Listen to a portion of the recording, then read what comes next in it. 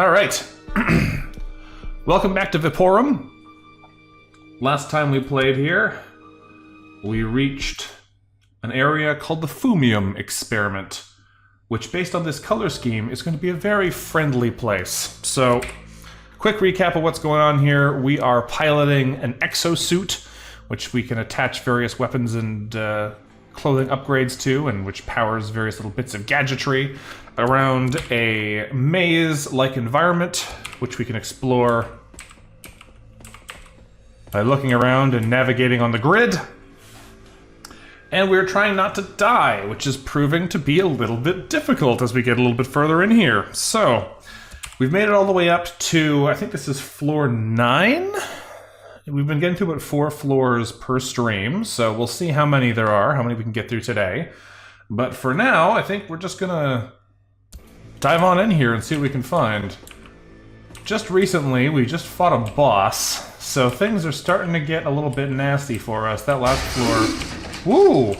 That's a new enemy. Speaking of weird things. Hi. I don't like you very much. I guess this explains the undead that we had been told about in some of those previous cutscenes. This guy is also pretty tough. Oh my He's God. called a crier. What was that? Hey, I do like my little minions. They serve me well. And you will too very soon. Okay. I recognize your voice, but how can I hear you? How are you doing this? What have you become? You're so pathetic. Yeah, you know it's a good sign when someone yells, "You're so pathetic" at you, that they're, like, in a good place mentally, right? That's always a good sign. So Laura is our wife, and apparently she has gone a little bit mad with power here in this science tower, where she reigned unhindered for a while. Okay, that... I bet you that's going to be an area transition. We probably are going to need to do a whole bunch of stuff to turn this elevator on. Probably going to do a whole bunch here and then come back. Does this play like Grimrock? Similar, yes. Unlike in Grimrock, you don't have a party, you just have one player character. But otherwise, yeah, you do... What is this? The elevator machine room warning. Otherwise, you do play it in a very similar way. There are secrets hidden around the place. Now, I'm not an engineer here. I think these are camshafts? Whatever they are actually called, it looks very cool.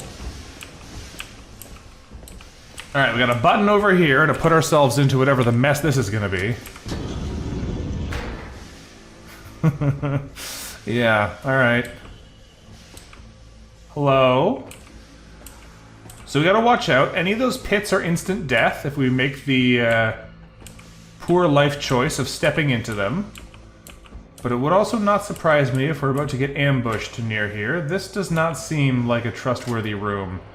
We got a bunch of bullets, but we're actually full on bullets right now, so that's unlikely to help us with anything currently going on. Okay, so I have a feeling whatever's going to be in here is probably going to be pretty bad. Let's go see if there's a clue if we go up to this, there's a fan there. Warning. Experimental test sites beyond this point. Lethal radiation levels. Put on the hazmat suit before stepping in. Keep the suit on at all times. Enter at your own risk. Okay, well we don't have a hazmat suit, so let's maybe not go in there first. Maybe we'll be able to get a hazmat suit so that we won't immediately die when we enter that area. Don't know what this is all about, but... The elevator machine room. Okay, presumably we have to come from the other side to open this door so we can come around and go through here. Fair enough. So far, our options seem a little limited, because there is a door here, but we can't open it from this side either. Oh, we got a little robot. Okay. Little robot should be fine. even if there's a couple of them, we are currently pretty well equipped for fighting robots.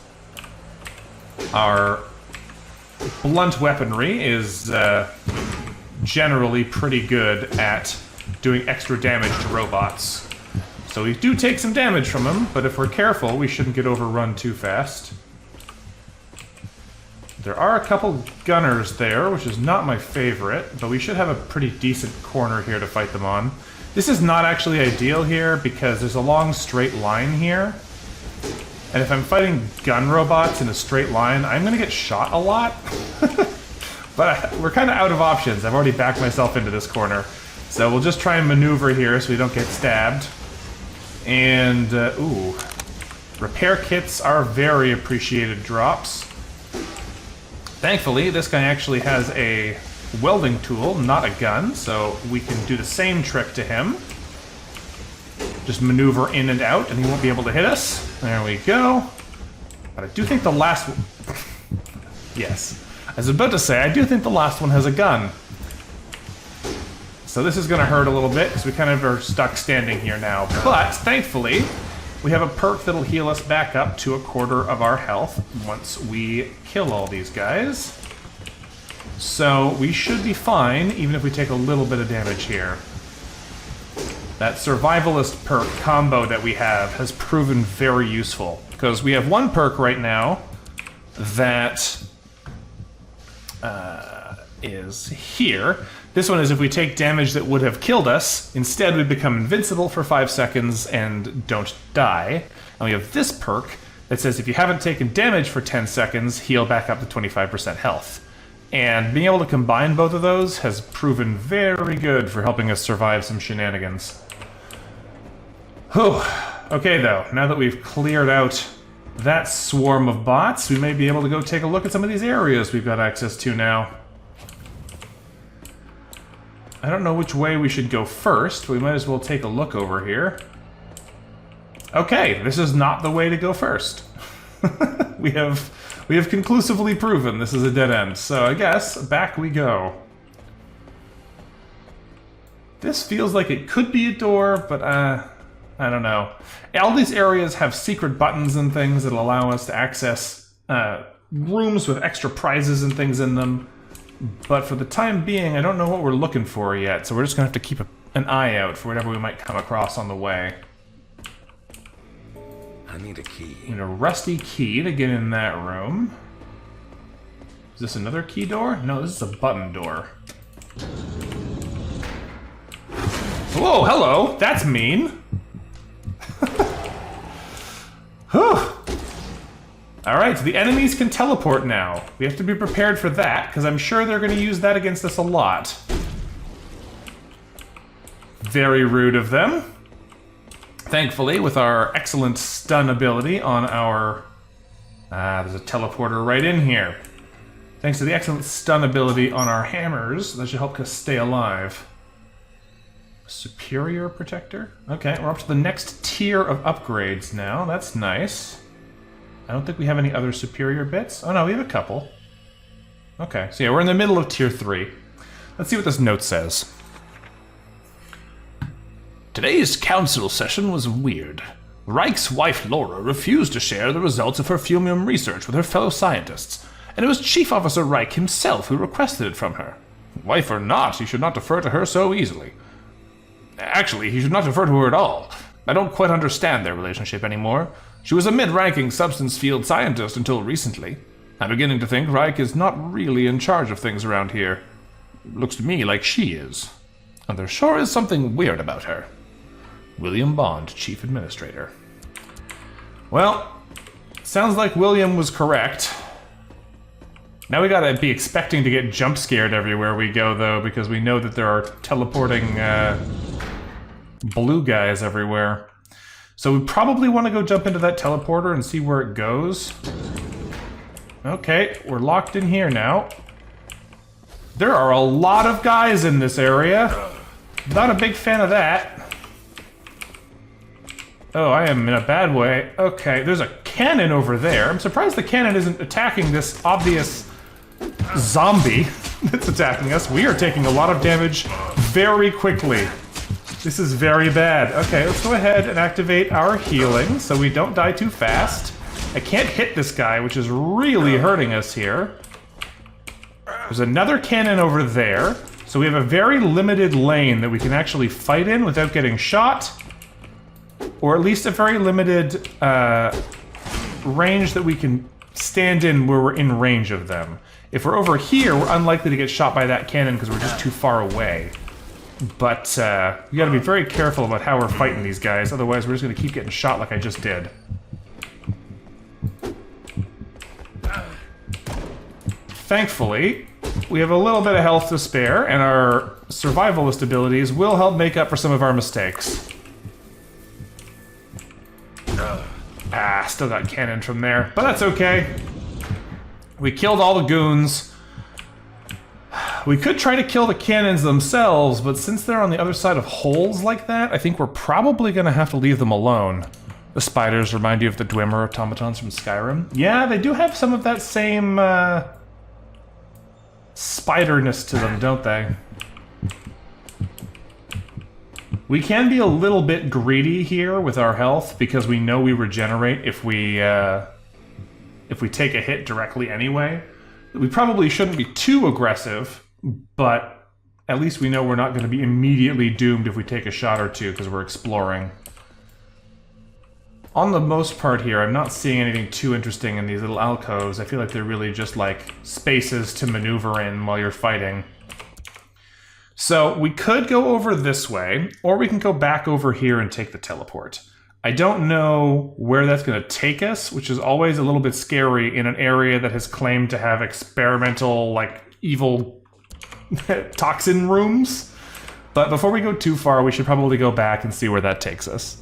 So let's jump in the teleporter and see how many of those zombies are waiting for us on the other side. What does this button do? Nothing.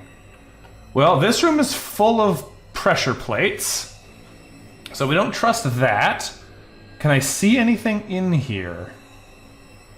It doesn't really look like it. I have a feeling, looking at the layout of these pressure plates, this is like a step on every button one time kind of deal. Because there's a lot of them. They're not lighting up in any way to make it clear if you're doing it right or not. I definitely already did this wrong. If I need to end here. Yeah, I have definitely made mistakes already.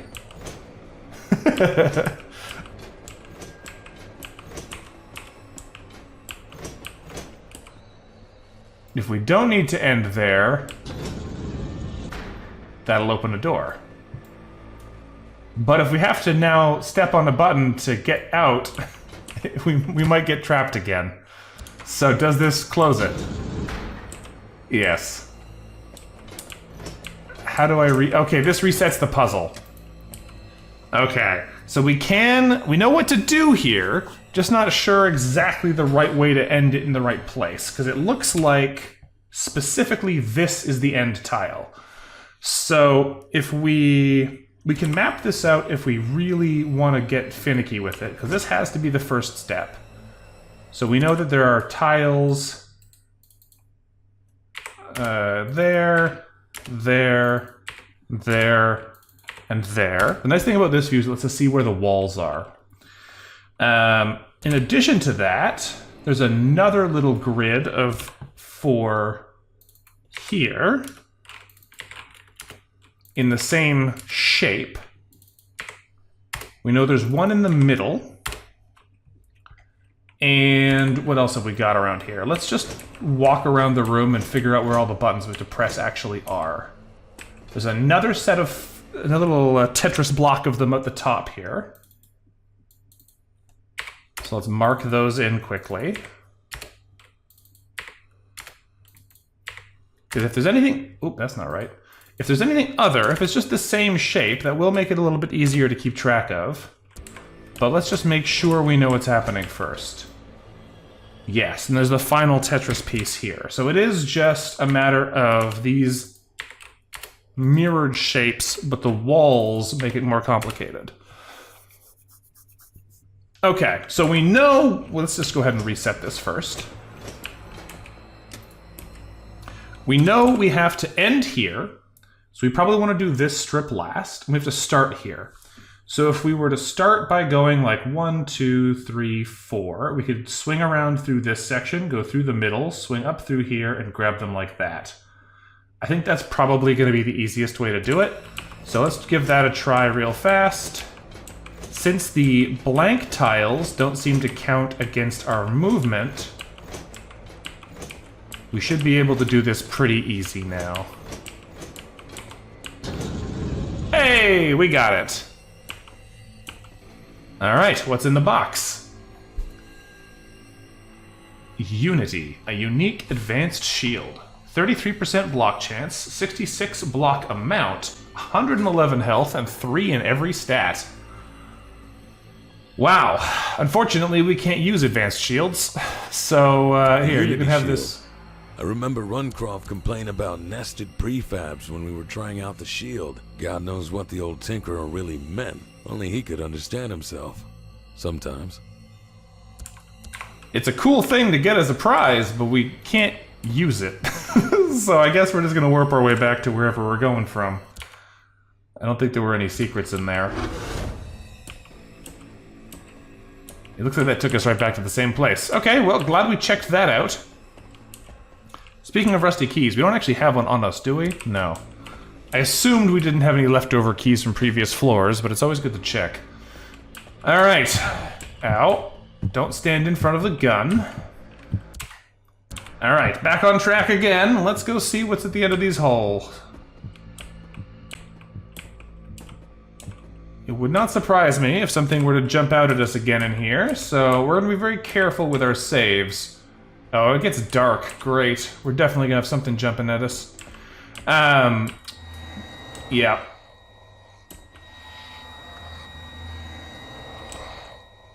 Interesting. I don't know what that means.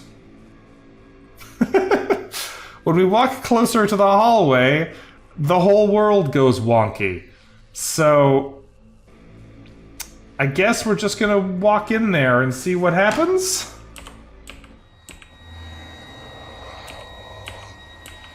Do we come out the other side? Yes. That's weird. Can I see anything around here? Like, is there something in there causing this? Or is it just a random section of, like, evil? I don't see anything here.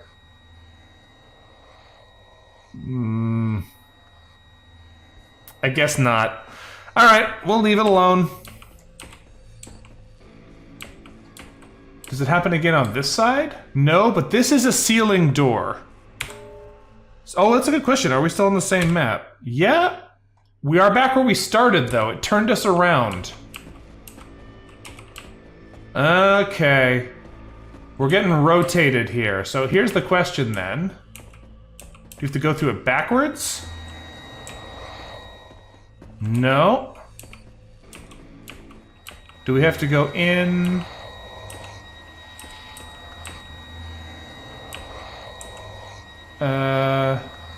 You really can't see anything at this point.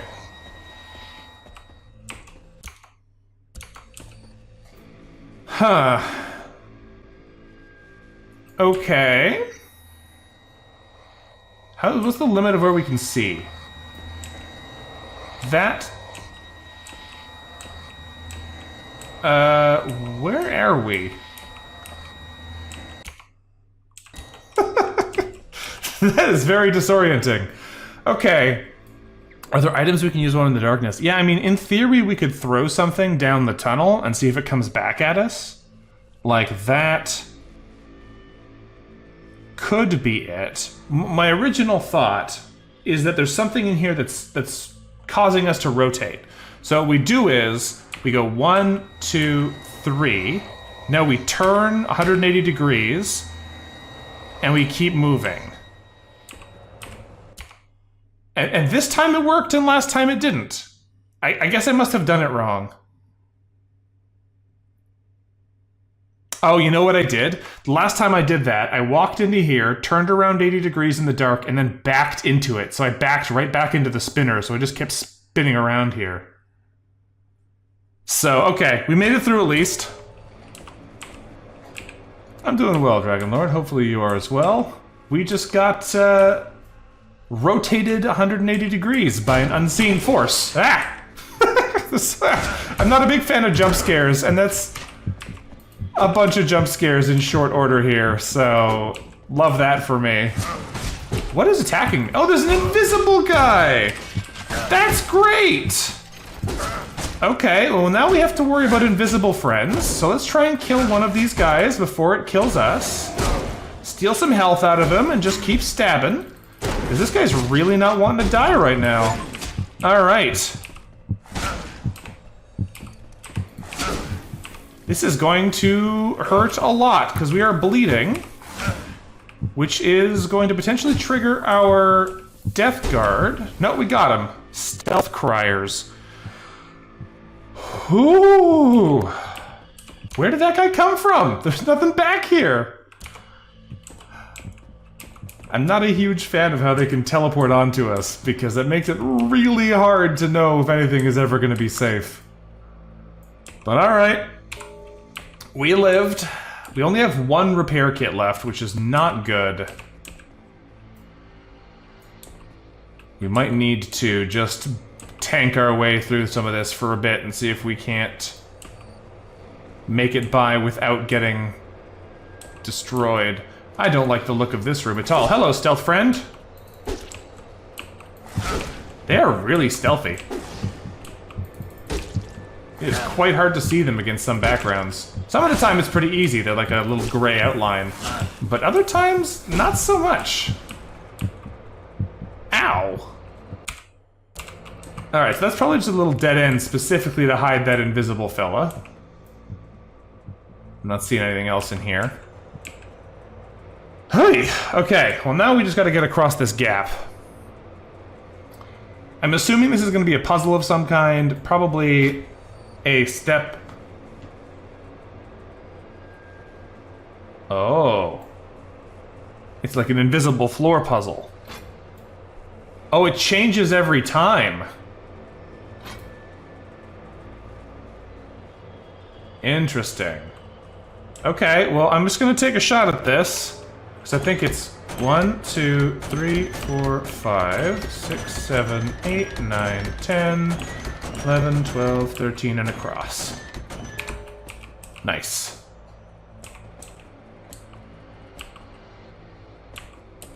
Doesn't look like there's anything else over here. Probably gonna be some more baddies in a second. But, yeah. But let's get over here and find out.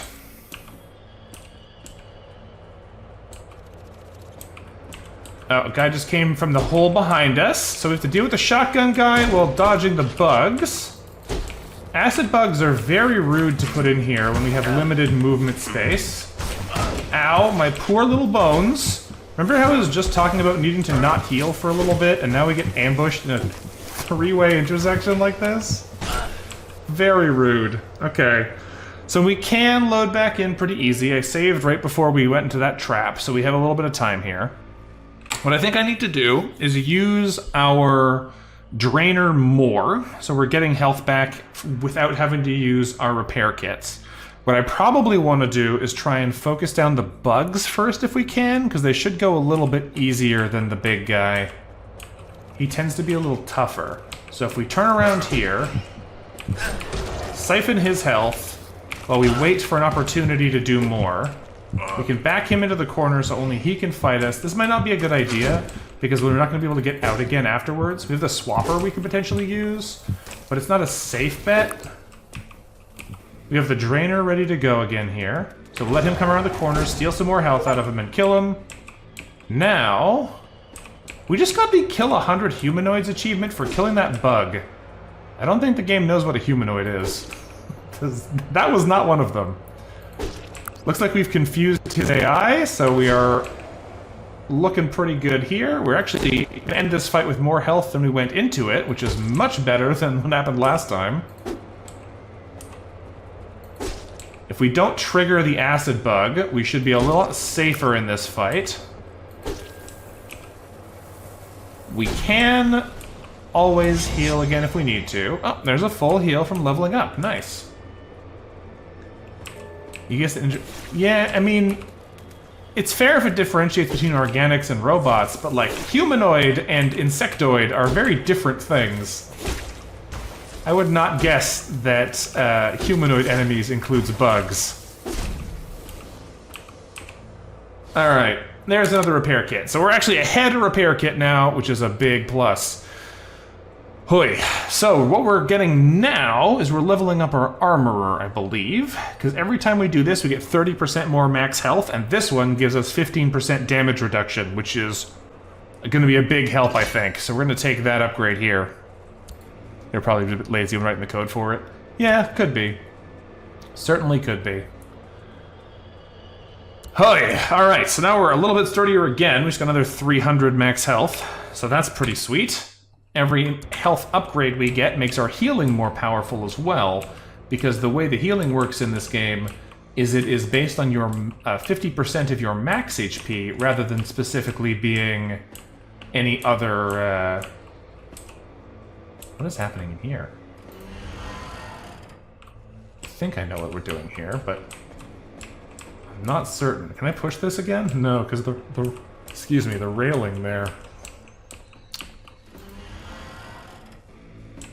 We need to clear up space for something, our little light orbs, to be able to make it down to the end of both of these hallways. In order to do that, though, we're probably going to need to do a little bit of finagling here. So let's start off by moving you to the end. Oh, there's a button there. Do I have to be in this space to trigger it?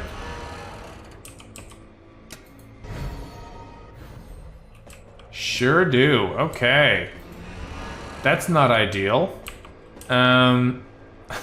What are we working with here, then? This is the same room as before, and this is still blocked off. So we can't pull boxes out of these rooms because of these railings. So whatever we're doing, we have to do in this space. That's the end. How is this gonna work? Because there's already boxes in most of these spaces. Well, now I'm trapped. So that's not gonna work.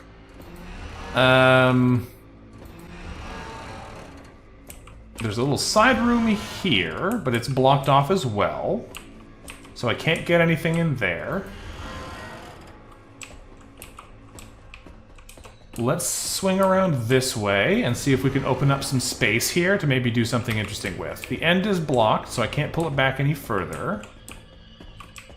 I have no idea what we're trying to accomplish here yet. I'm just trying to see if we can move around a little bit and make something happen, but we don't seem to have enough space for all the boxes the game wants us to move out of the way. Unless maybe what we're having to do is, like, race it up, because it starts on this end, goes to the other side, then comes back on this side. So it's like a matter of trying to rush them back into position fast enough, but I don't know if that's actually going to be viable or not. We have a little bit of room to maneuver here, because we can go around this little loop to be able to shove things out of the way. But I don't know if that's actually going to be good enough to let us change anything significant. Because right now, push or pull a pullable object 200 times. Great.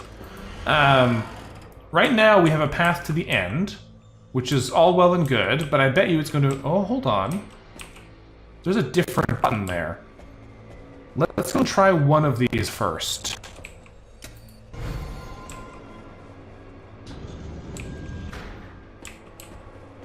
That did open the door. What is the other one for? Okay. What are we doing with the other one. So let's swing around here and make some space for us to get to the other side again.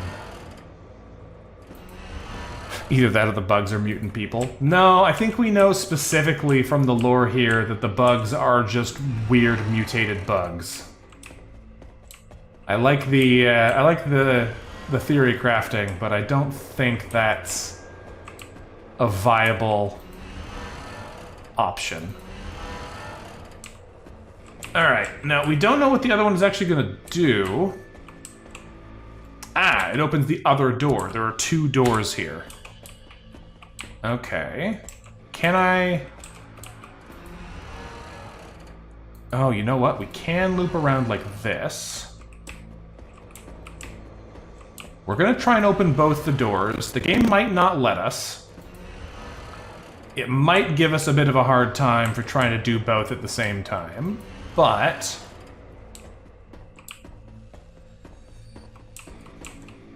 we should have a clean shot through it now. So if we want to try and push the other one, we have lined everything up. Before we do... because I guess it's probably going to be different paths for each of these. Let's... I feel like since everything else in the level is down here, the top one is more interesting, so I'm going to try and open this one first, and I'm just going to hope it doesn't close the first one. Hey, they're both open. Okay. Let's go take a look in here.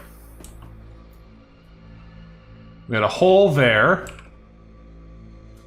That smells like a trap.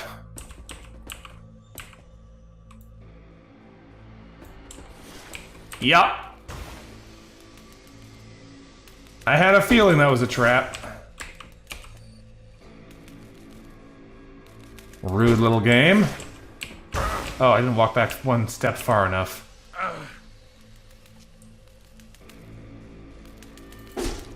Okay, stun is good here. That means we can get at least one more attack in. Of course, we missed, which is not ideal. Now we're backing into an unexplored area, which is also not good.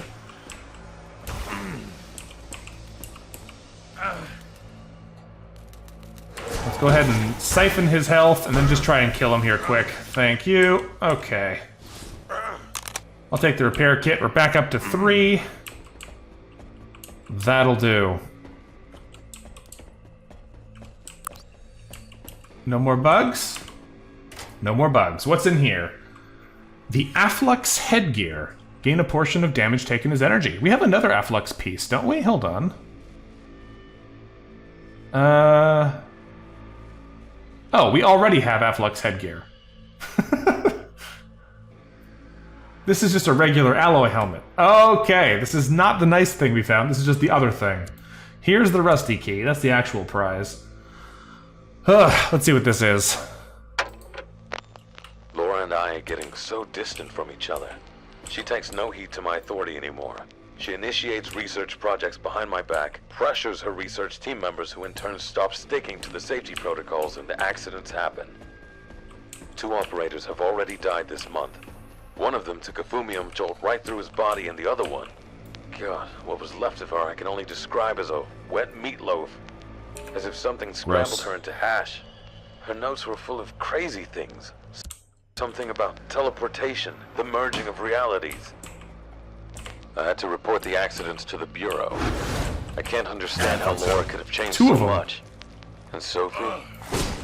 She just follows her wherever she goes, in silence. I see no joy, curiosity, or excitement in her face. I see fear. Sophie confides in me, but she sees me more as her peer, rather than as a father. Is my family really crumbling? How did it even happen? Is my family really crumbling? Bud. It's been crumbled. I hate to tell you.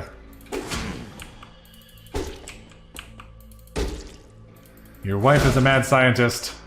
Your daughter is a strange fumium experiment. Things are not going well for you, bud. Alright. We have 2 repair kits and an energy cell. We'll take it. I just had a feeling that this was going to be a bad little corner, and I was right. Ever since we were humbled for exploring too early last time. I've been extra cautious when we're turning corners into areas that we haven't explored yet. Alright. This is a daunting looking little gate here.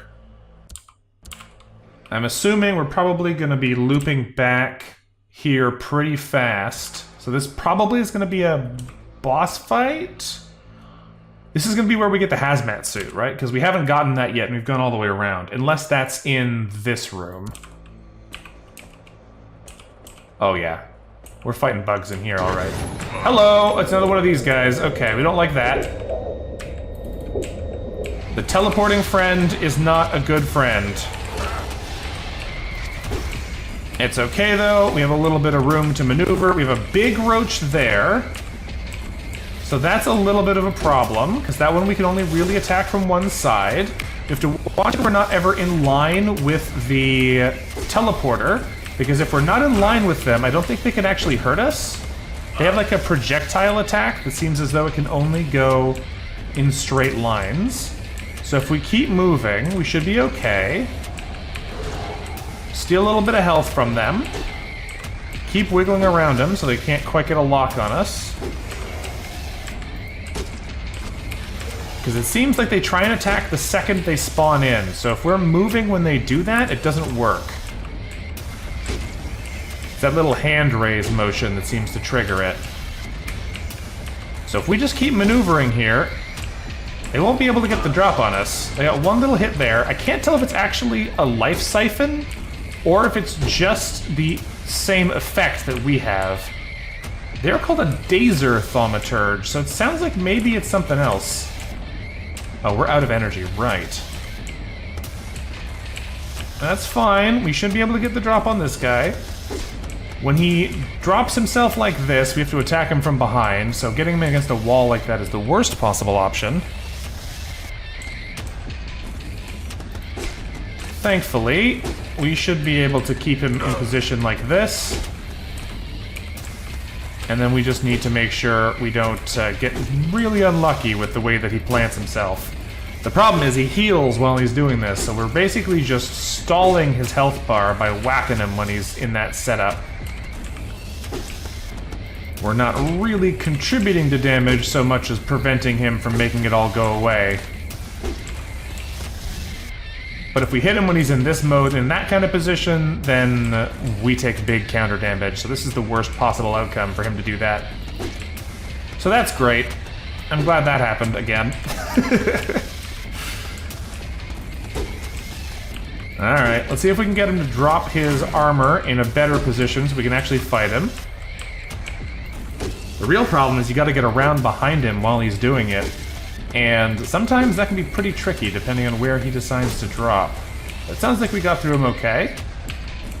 Is there more? Yes, now we've got spider bots. Looks like only 2 though. That's not so bad. I mean, it's still not good to let myself get hit by them, but it could be worse. Doors are open. Okay. Not so bad, we'll take it. I feel like I gotta sneeze, but I don't know if it's gonna happen or not.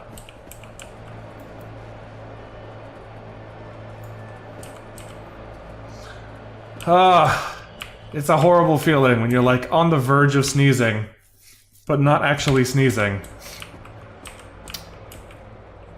Alright, well we've come all this way and we didn't get anything for our trouble, so I'm gonna assume we have to take that rusty key back to the final door there, and it is in there that we're gonna find the thing we need. So let's go take a look in this room.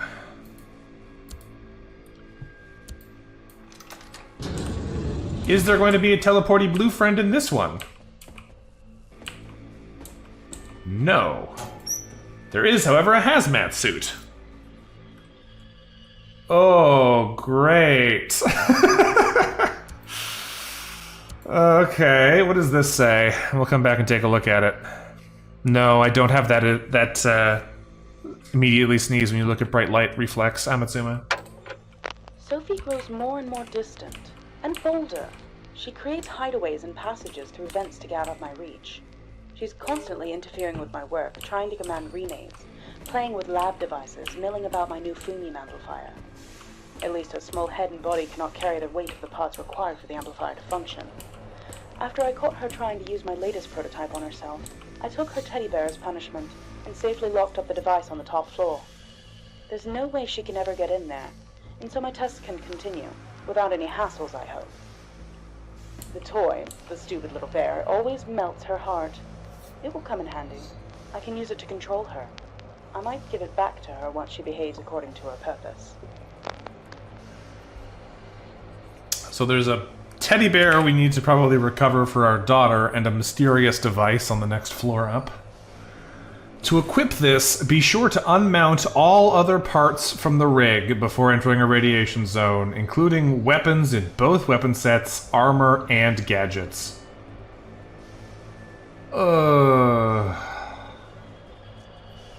Aggressive, lethal gases may still get through the layering and cause lethal damage. Great. So we're probably going to need to unload everything we have equipped and deal with it. I don't know if I have enough room for all this stuff is the problem. I'm going to have to make a little pile of junk on the floor so we can leave some of these things behind, because that's like 7, 8 pieces, and we don't have that many spare spaces. There's probably going to be stuff we want to pick up in there too, so I guess we'll use this box as like our random stuff storage. I like keeping all of these different parts, but I think we're probably just going to put all the ones that we're unlikely to use in here. And leave them there. There's a surprising amount of storage in one of these chests. I didn't realize it could scroll because there's never been more than like 4 things in it. That should give us enough room to take the things we actually want out of our inventory and hold on to them. It does not feel good to take off all of our gear, but if we don't have much of a choice, we don't have much of a choice. Okay, how do I actually equip this now? Like that. Great. I'm sure nothing bad will happen in here. Let's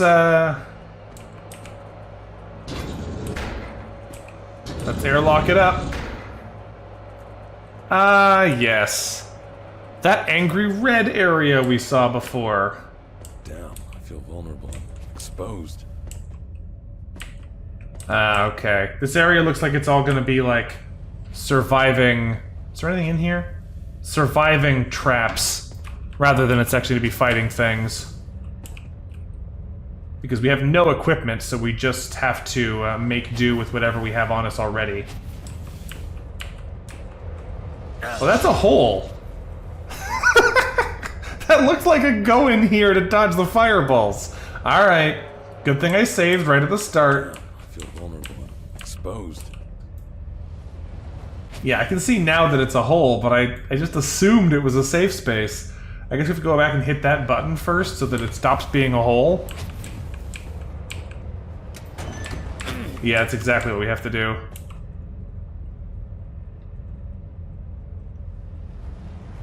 Alright. Now we stand in here. Now, is that one a hole? I think it is. I think these are all holes.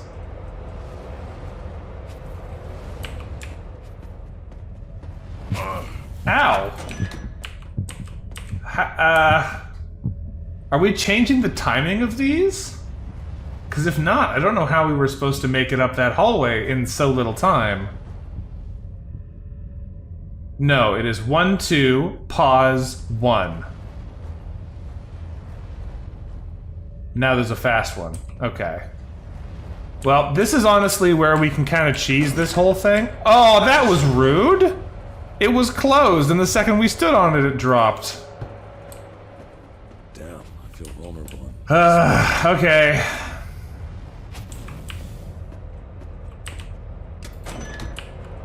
Well, I should have seen that coming. Now wait for the one fireball and we go again.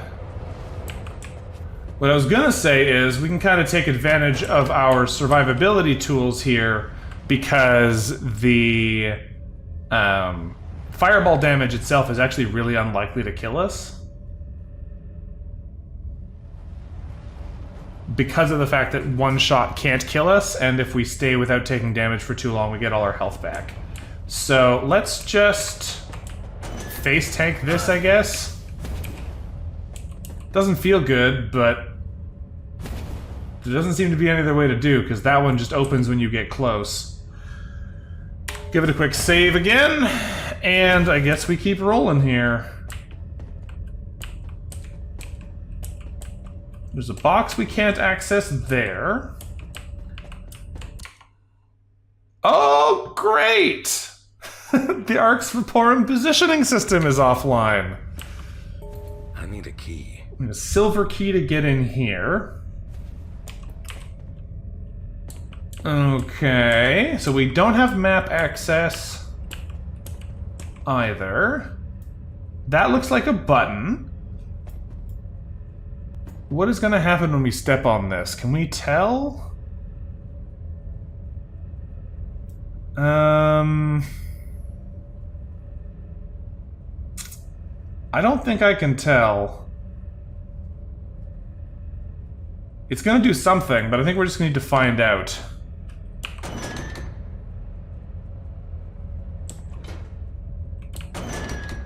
Okay, it's a toggle for those two holes in the floor.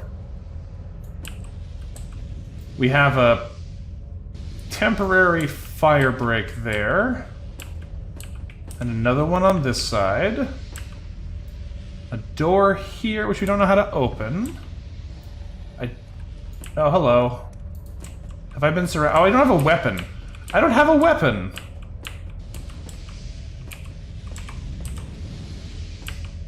Let's go stand over here and hope the nice man stands in the fire. Of course it turned off the second he got there. I am out of options here already. That was fast.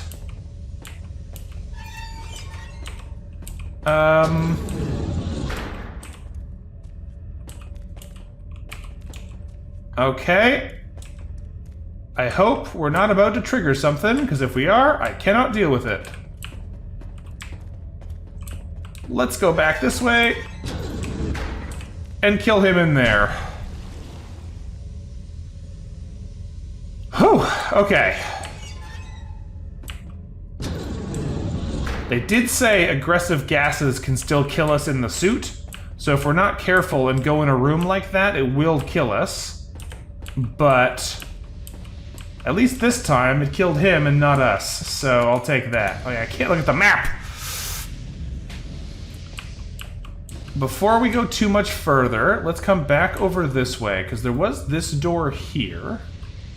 I have a feeling this is not something we can actually access from this side. This is where the enemy was. There's probably nothing useful in this corner, but it's good to take a look anyway. We get a superior decoy beacon. I guess I'll take it, but we're not going to be able to use it. I don't remember to use those ones very well.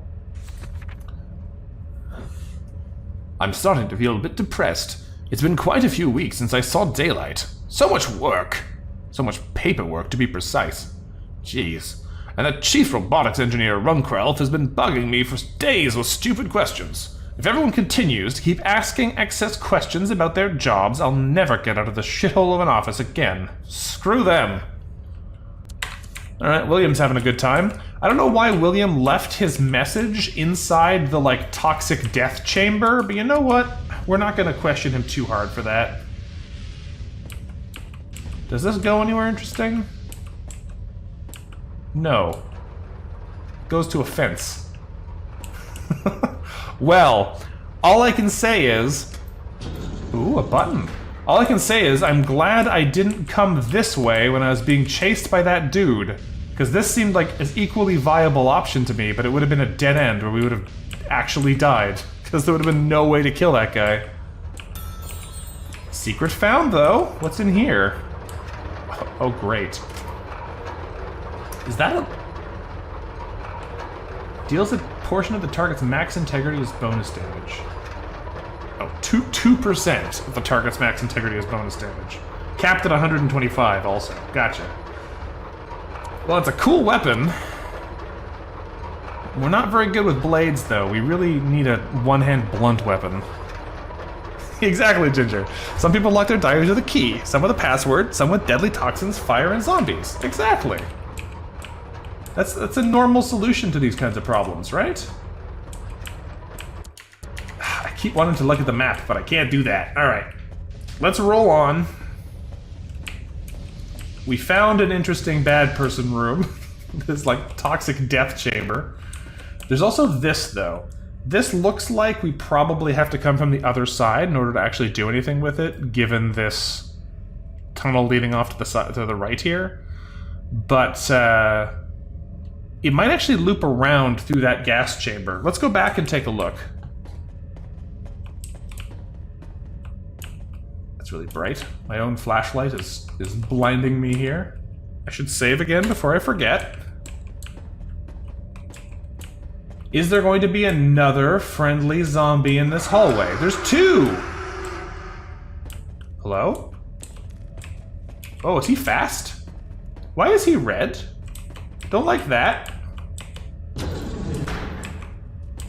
Oh, I closed the door too soon.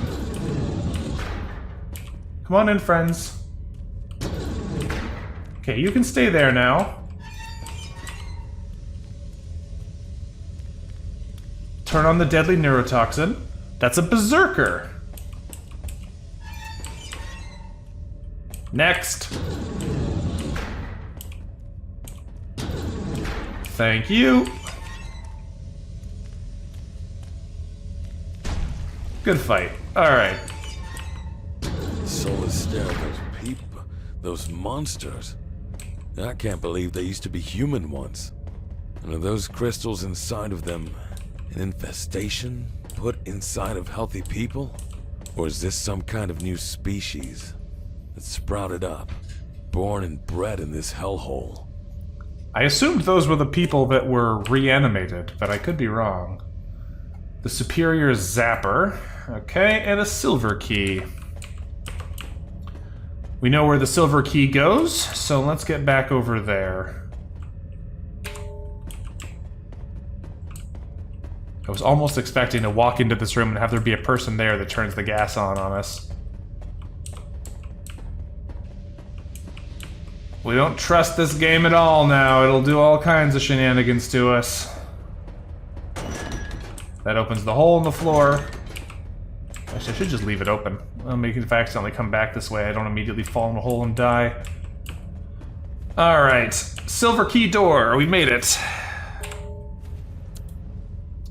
No, it doesn't make me paranoid. This game has made me paranoid. This game wants us dead.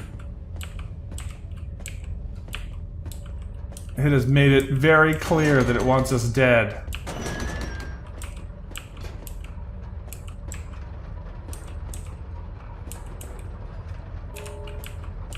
It would not surprise me if those floor panels opened again when we were partway through it. Oh, hello. Okay, well, time to drop him in a hole then.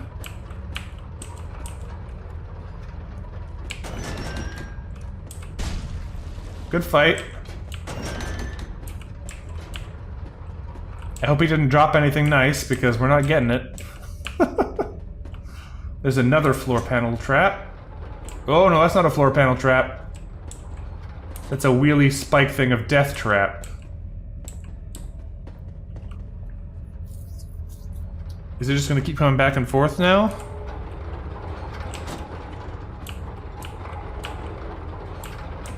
Yes, there's another one there. What are we doing here? Are we trying to make them hit each other, maybe?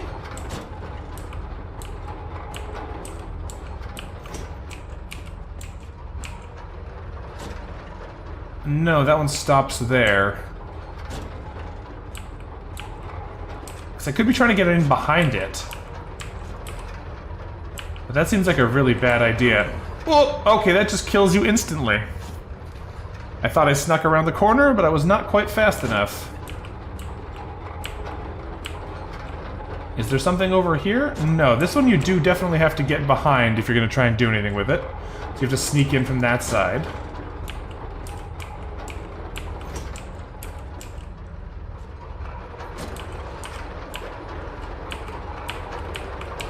Let's get past you. So there's nothing over there. What other badness is going to be in here, though? We don't trust any of this. Is there actually something back here? Or is it just really a dead end, as it were? I don't think there's anything there. That just seems like a bad place.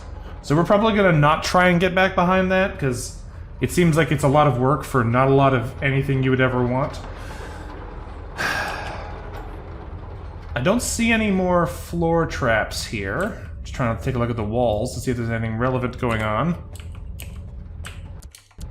I want to be able to check the map, because I feel like we get some context about where we're going and where we are. I think that's probably... I don't remember the full route anymore, but I think that's the way out. I'm gonna guess we need to go this way first.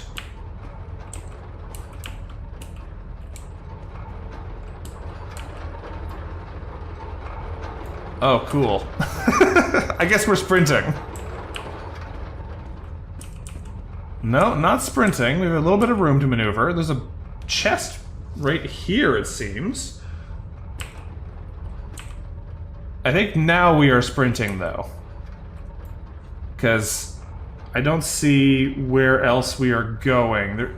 We can hop into this, but it wouldn't surprise me if this opens a hole in the floor there. No? Does this come in here? That would have been very funny. I don't see anything in here. I think this is just a little hidey hole.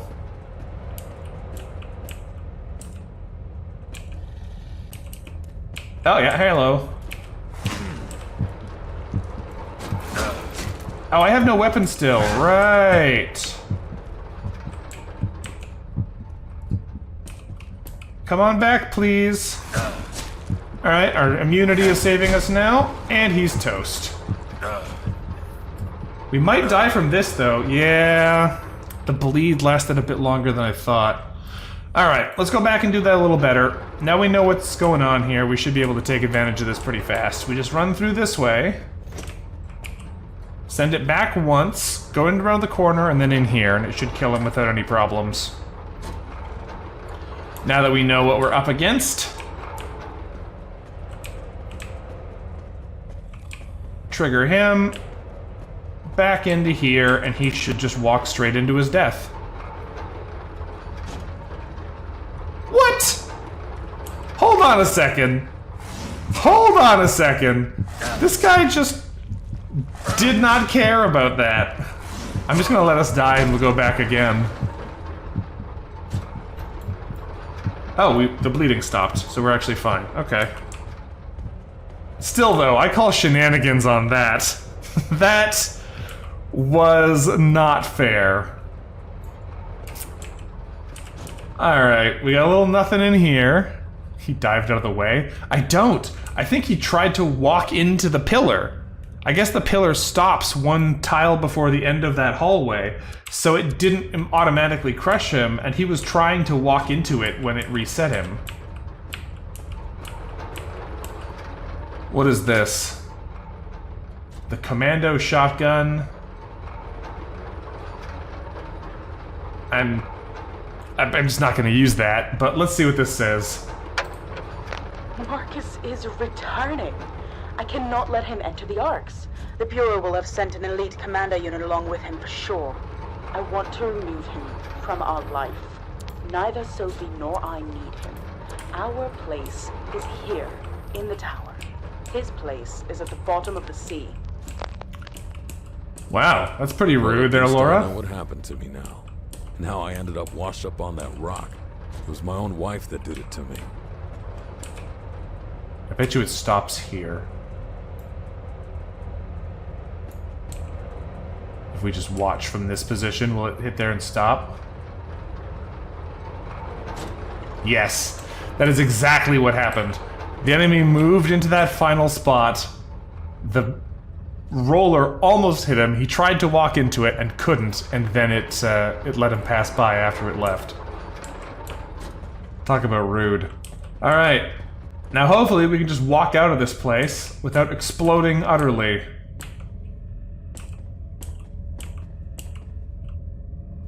But this seems like a bad idea.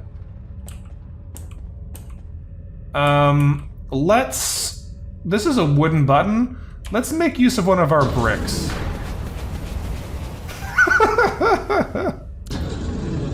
Yeah. Yeah, that would have been bad. Thanks, Brick. You saved the day. That would have not been good at all. Oh, hello. Speaking of which... No, I'm too slow. I'm too slow. I messed that up. I'm gonna have to go back and do it again. We don't have a good way to trap him again. Okay, so what we have to do there is trigger the fire trap, trigger him, run back, pick up the brick so he triggers the fire trap, and then we're good. But now I'm gonna be back in this little hallway again, so I'm gonna do this juke again, because I don't think I saved the first time. No, yeah, we haven't even gone down here once yet, annoyingly. This section really punishes you if you're not constantly saving. We'll make it work, but like, So I waited a little bit longer there in the hopes that this would work, but I don't think it will, so we're just gonna go all the way down and let him get killed on the way back.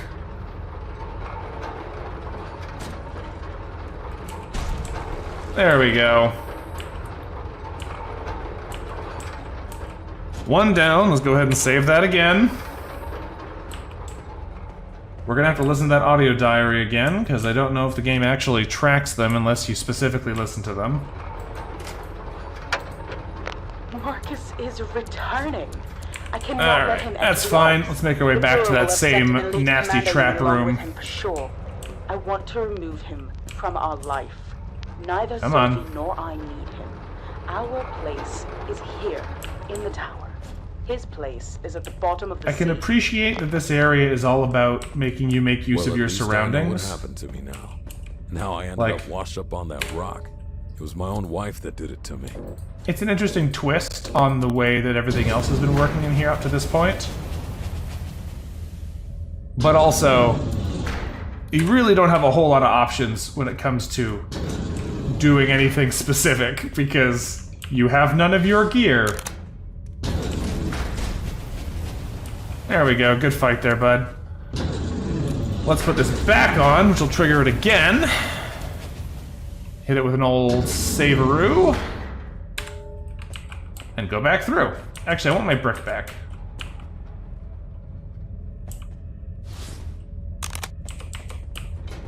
Thank you, brick.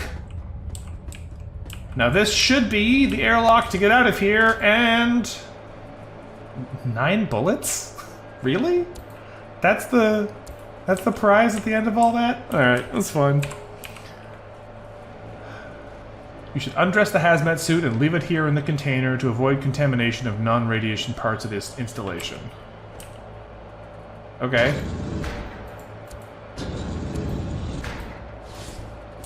There's the hazmat suit. Let's put our armor back on so we're not quite so fragile anymore.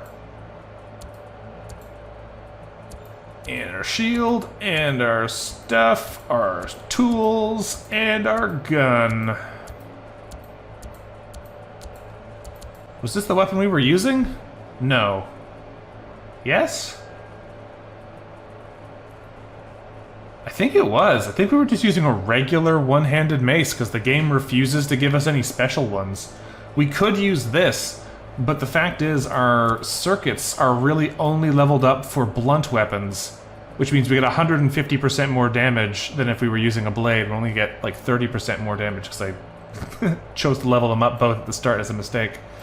So using this is just like actually 100 damage instead of 42, so using this will not work.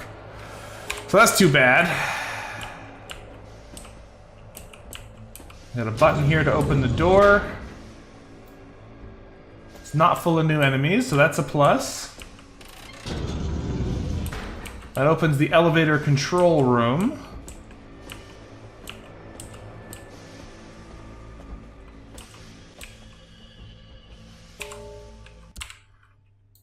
Oh, wow. You just don't get this on the map ever. It's not just a matter of, like, you can't see it while you're in it. It just doesn't map it. Well, I hope we didn't miss anything in there, because we won't know. This looks like it's going to be an arena, but I stepped in and nothing bad happened, so now I'm just nervous.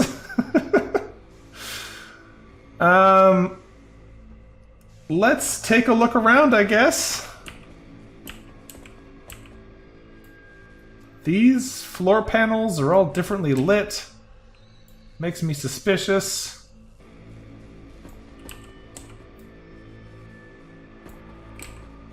There's a switch here, so we don't like that. There's another switch here. Okay.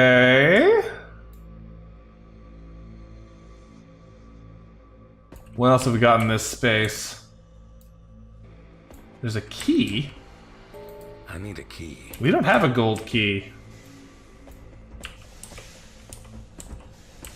That tells me that we're about to get a boss summoned in here, and that boss is going to drop that gold key, because I don't know how else we're going to suddenly wind up with a key in a room that doesn't have anything else in it.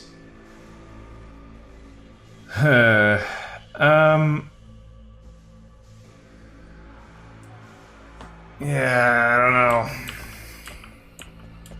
know. Oh, hell, hold on. Can I interact with this wheel?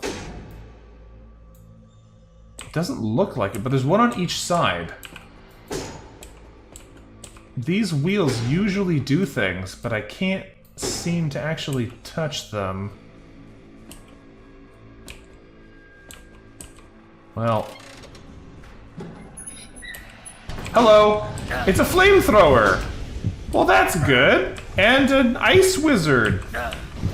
That's not so good for me. Let's go ahead and steal the health out of him. We're still on fire, so we're taking quite a lot of extra damage. The flamethrower guy is a bit of a problem because he really limits our ability to get out of the way of the other enemy who's trying to murder us. Ow. Let's go ahead and siphon some more life so we don't die instantly. But we are still burning. I'm gonna go ahead and use a healing charge here because I think we're gonna need it to survive this fight. I do like the cool ice attacks that this person uses. I don't like them though. Alright. Now we're only on one enemy. We should be able to maneuver our way through this. I knew there was going to be a boss or something in here, though. I just had a feeling.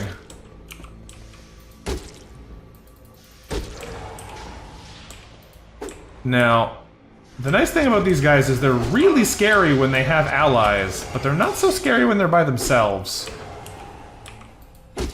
And it seems like only those ones in the first fight could actually summon enemies. Waller Thaumaturge. Without being able to summon, they seem like they're significantly less dangerous. So, that helps at least. I'm going to assume that when we push this button, it's going to do another fight here. The power to the elevator should not Ah! be restored. Hello. Well, I was right. It's a hammer guy and a zombie. Let's avoid getting cornered here. Siphon some of his life out. It's very easy to get cornered against these guys. I don't know what the shrieking actually does. If it does anything. Well, they are called like a crier, but I can't tell if that actually means anything or if it's just an effect that they do. This fight looks like it's a lot safer than the other one, though. He's gonna have a stomp right around 1 or 2 more tiles from now. There it is. And now we should be able to take him out pretty easy. Probably gonna have a stomp in about a tile. No, not quite one tile. Maybe now? Yep, there it is.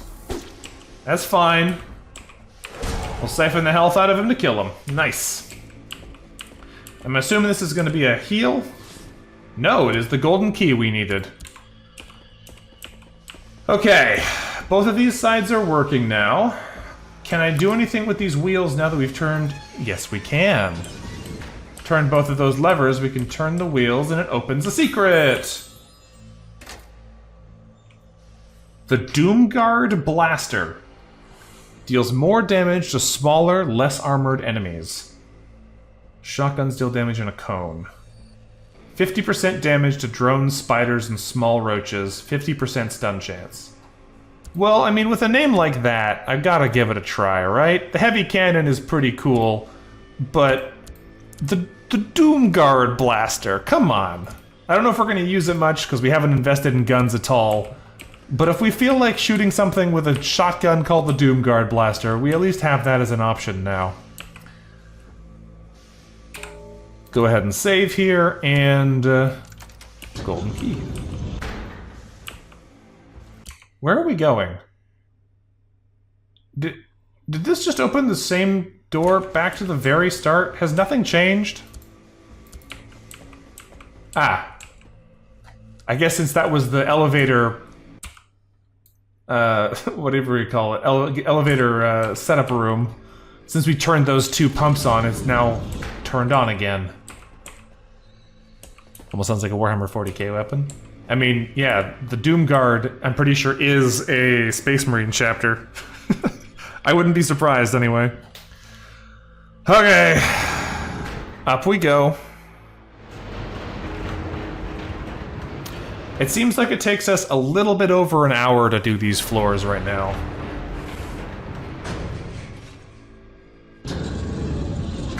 What is this one called?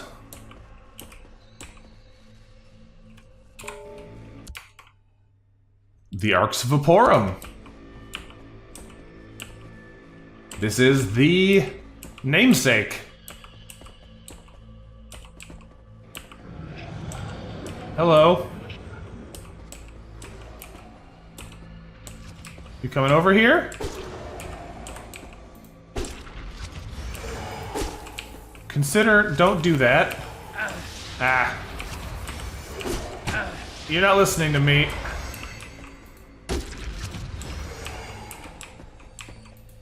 What a weird place to try and fight this guy. I do love their, like, strange admiral outfits, though.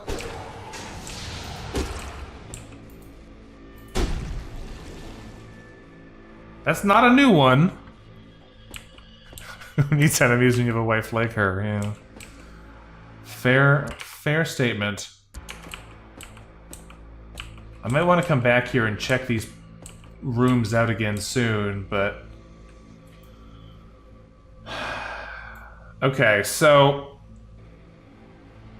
This looks not great. This looks like a room that has an elevator in it, which is probably going to take us to the next floor. But... I'm trying to see if we can see any baddies or anything else relevant in here, but so far I'm not seeing much. Doesn't seem like we can really get a whole lot out of this. So I guess we're just going to open it up and see what we find. The Arx Vaporum. The elevator shaft leading to the main generator room of the tower. I need to get there to shut down this abomination. Ah, okay, so the short version is, this is the end game. This is where we go to shut down the tower. And as a result, we're not going in there. I have a feeling... Yeah, hi! We are not about to get in that room. Ow, I forgot he has the rotate punch. That's very rude of him. I missed.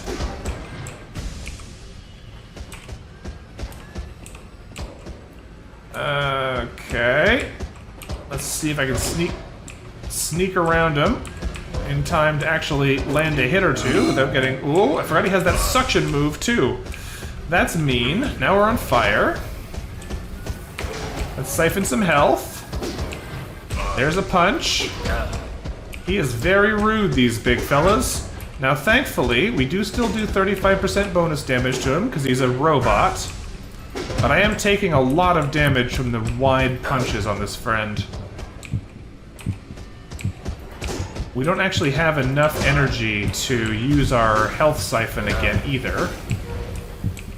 So we may have to rely on timing our movements better, which is not what I have been doing. We are now immune.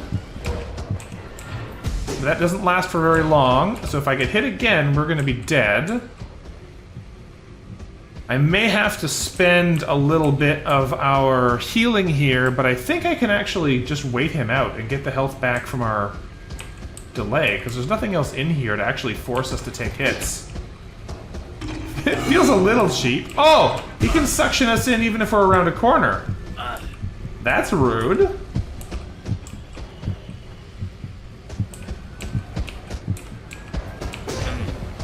Okay. Ow. Well, that's not a good time to get set on fire. That'll trigger our death immunity again, so that'll at least make sure that we don't die instantly. I have to stay out of his line of sight, because it looks like if we're in a straight line in front of him, he'll suction us back towards him. So I'm just going to let our health regenerate again so that we don't burn all our health kits. It might not be the most noble way of fighting him, but if it does the job, I will take it. Oh, don't stand in the fire, though. Turns out that's never a good idea. He's a lot of health.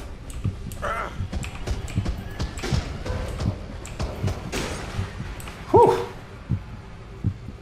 That is a tough robot. Alright. It doesn't even look like he dropped anything for us. Very rude of him. Okay, so... this side does have the door, but we can't get in. I need to use a charged-up abrogator to destroy the barrier. Oh, a charged-up abrogator. Okay. That's a thing that we know what it is. We have a bunch of locks around here. Rusty key.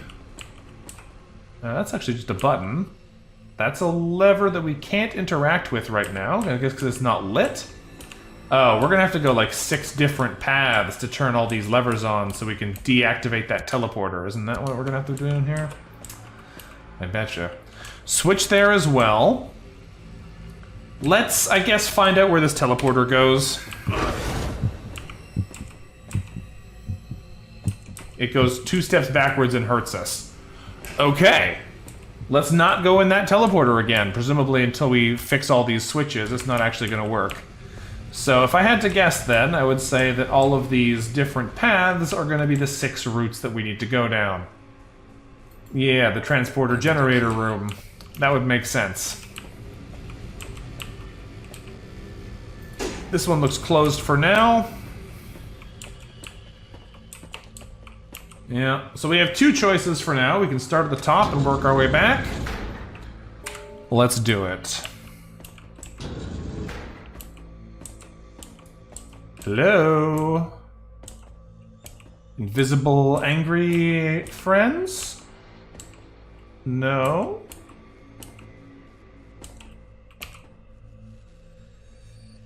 I thought for a second I heard something moving, but I don't see anything, so maybe not. What's up here? This doesn't look like much. Let's just save again. Hey, okay.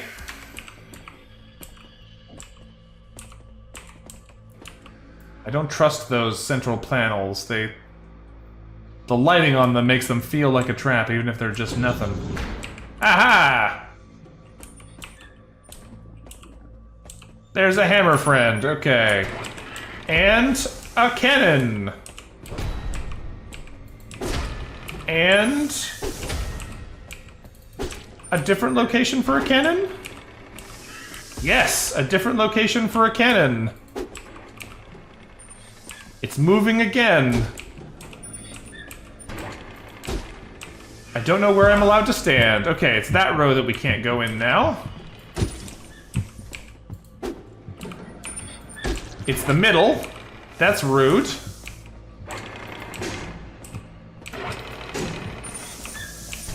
Where can we go now? Oh, that's the stomp. I can't get out of the way of that like this. Siphon some health out of him. Give him a good slap. Don't stand in the cannon. Cannon's behind him. Dodge the stomp. Actually, we stunned him out of the stomp. Go for another health siphon. Dodge the oh, I shouldn't have. Oh, it doesn't matter actually. We got all our health back, so we leveled up. Let's hurry up and kill this guy so it doesn't keep moving around us. One more. Oh, no.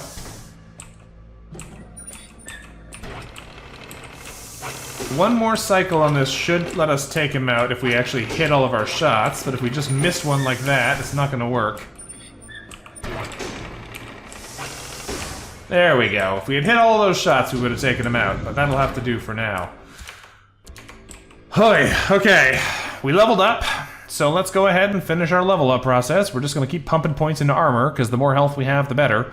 We're also getting up to these ones, which give us even more options for not dying, and that sounds great to me. Now we're up to 1,800 total health. Okay.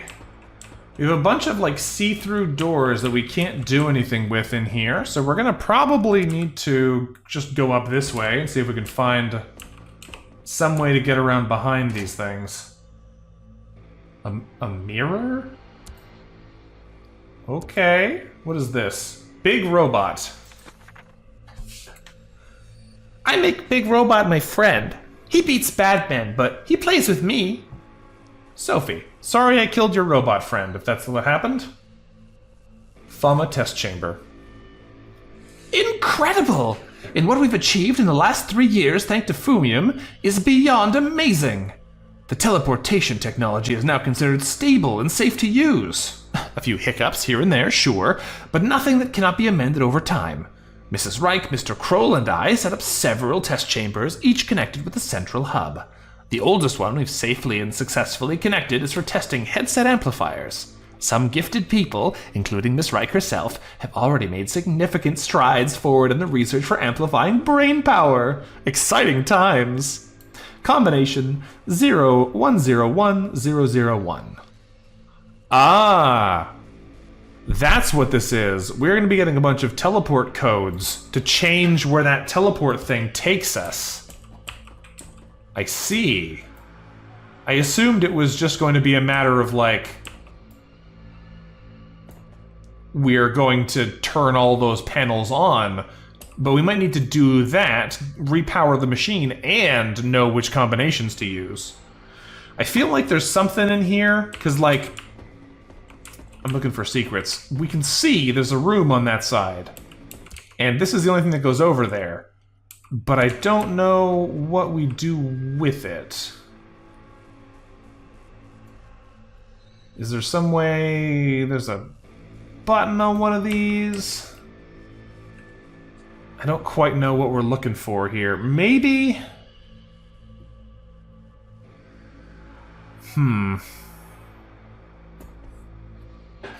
Let's scoot around here again.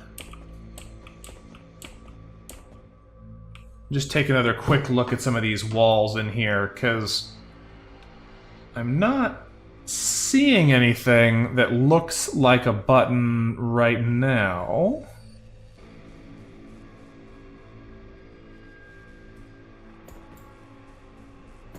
Is there a hole in one of these side fences again, maybe? They did that to us before. No, doesn't look like it. What about this one? No. Like, there's obviously stuff back there. I feel like there's gotta be a way to get in that room, but the problem is, we also just learned that this is a teleportation-centric floor, so we may just need to roll onwards and find the teleporter later, because it's entirely possible there is no button, and something will just warp us to the back of that chamber. Yeah, I'm not seeing any switches in here, so I guess I'm just gonna bail on this. I'm gonna leave a little marker for myself so I don't forget.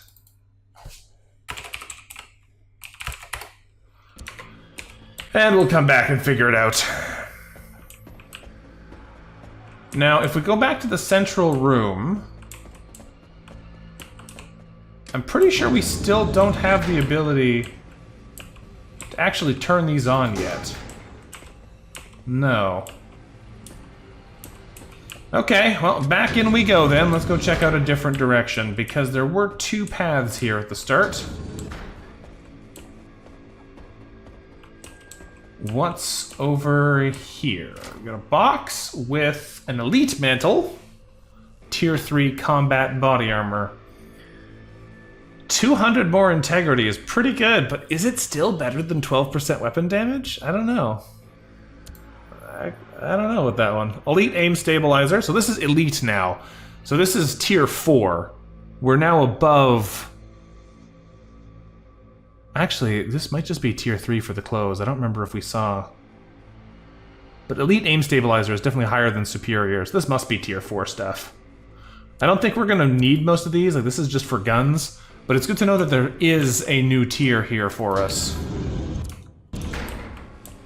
This loops us back around to this side, and in the desk, we have the rusty key, an imperial pistol, an alloy dagger, which is super junk compared to what we have already, and very bad compared to the Giant Slayer. What do we have here? The transporter generator room is only accessible to those with a permit from Chief Officer Marcus Reich. Ask for the correct documentation and the key at his office downstairs. My office downstairs? Am I gonna have to go back down to the office? Because our office was on the library floor, wasn't it? That's a long way back.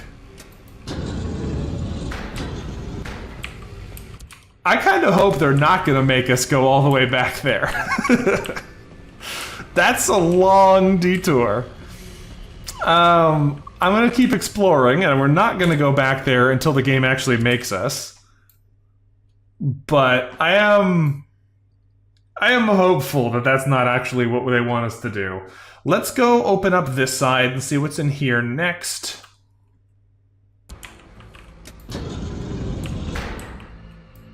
And then we'll see what's what.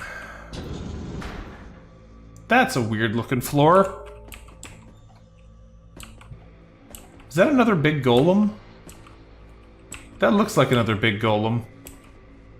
This looks like a big golem with a bunch of other dudes hiding in these little side rooms to murder us when we are least prepared for it.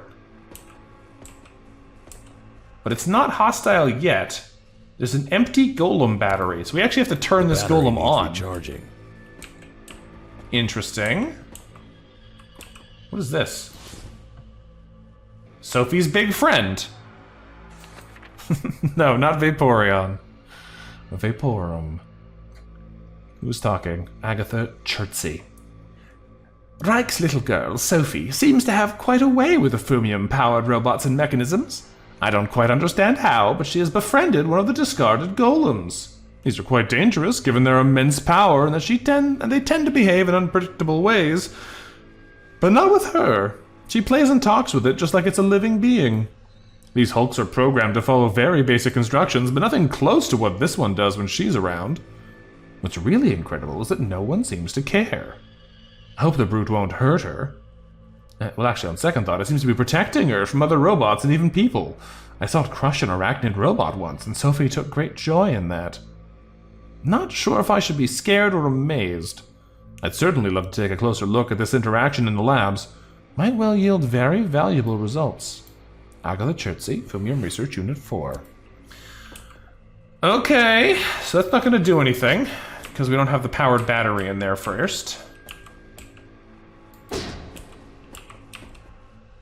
Are there no buttons to open these? No? I have a feeling these are only going to open when we actually trigger a fight of some kind. Then Okay, we got 2 of these guys to avoid now. You have to try and be a little careful here so we don't wind up getting trapped like this. Thankfully, they are conveniently blocking themselves from being able to hit me. I appreciate that. Even if they are making this a little complicated. Oh, was there another thing that happened there? No, I don't think so. The only problem is, because they teleport around, it's difficult to tell if we're actually attacking the same one every time. Ah, okay, that ding sound is just what happens if we attack one of their walls. We could go... Well, now that we have one electrified, that'll help knowing which one it is, at least. Come on, melee attacks. If we can take one of these guys down, it'll make it much easier to defeat the other one. There we go. Now, it would not surprise me if after we kill this one, those side doors open up and more enemies come at us. Nope, it just unfreezes the wall. Alright. Was there a button on this side? No, it just looks like it is, but it's just like rivets on the wall. Alright. We'll come back and figure that out later then. I'm sure we're gonna need to do something in here once we can repower that robot. And it might be fight it, or it might be have it help us fight other things. So, we will deal with that when we get to it. This is locked with a rusty key, okay. We have one rusty key, but do 2 doors need it? Because I think this one was rusty key. I need a key. No, that one's silver. And this is a button. Okay, well, let's open the rusty key door. What's in here? Ah. Stairs down. Well, that's probably where we need to go. Let's take a look at these other options first, though, because we might need to bring some more stuff downstairs with us. We have a mirror, we have an empty battery, etc. So...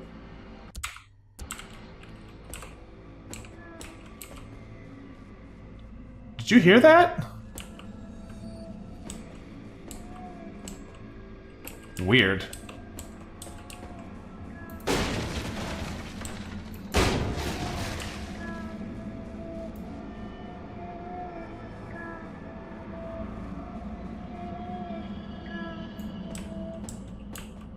That's a weird sound. I don't like that at all. I've thought it over, and I'm not a fan. I feel like this might be the one hole in the game that we're supposed to jump in. This feels like it's really giving some... This is actually a tunnel, not just a trap vibes. We'll come back to this. We'll come back to this. I think we have no other options, actually. Because this door doesn't do anything. There's a stairs here, and there's this here. This is silver key, which we don't have. And we couldn't figure out how to get in there. Okay, I'm gonna jump in the hole. I think it's a bad idea, but I'm jumping in.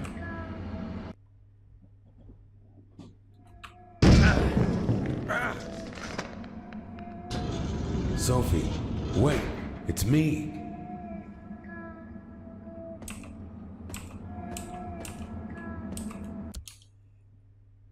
Great, we're now in the office. Yeah,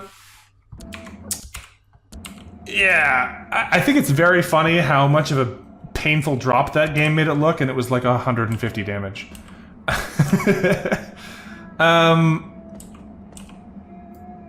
What is this? That looks like a button, but it doesn't seem like it is. There's a ton of bullets in here. My teddy bear.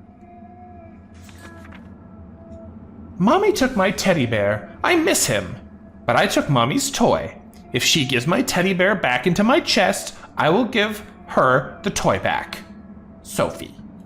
So this is probably Sophie's chest. So if we find the teddy bear and bring it here, she might give us the abrogator. That's what I have to assume, because we need the abrogator to proceed. That's the door she came out of just now. Okay. Yeah, great. We don't have any context about this floor, do we? No. I have a feeling this is going to be a much smaller floor than the others. And in fact, this might actually just loop us back to the room we were just in.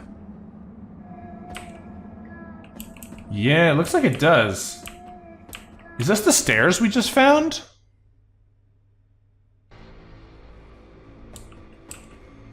It is the stairs we just found, I think. No? It's a different set of stairs. Okay. So we need to bring the teddy bear there. Presumably, we'll get the teddy bear by going down into this one, then.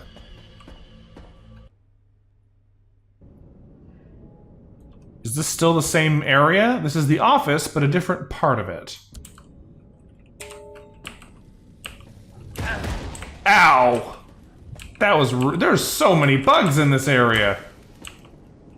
That's a lot of bugs. Oh, they're all trapped. They can't get to me right now. There's holes on each side.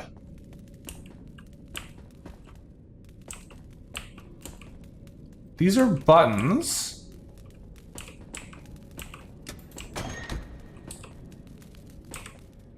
Presumably this is opening one set of doors at a time.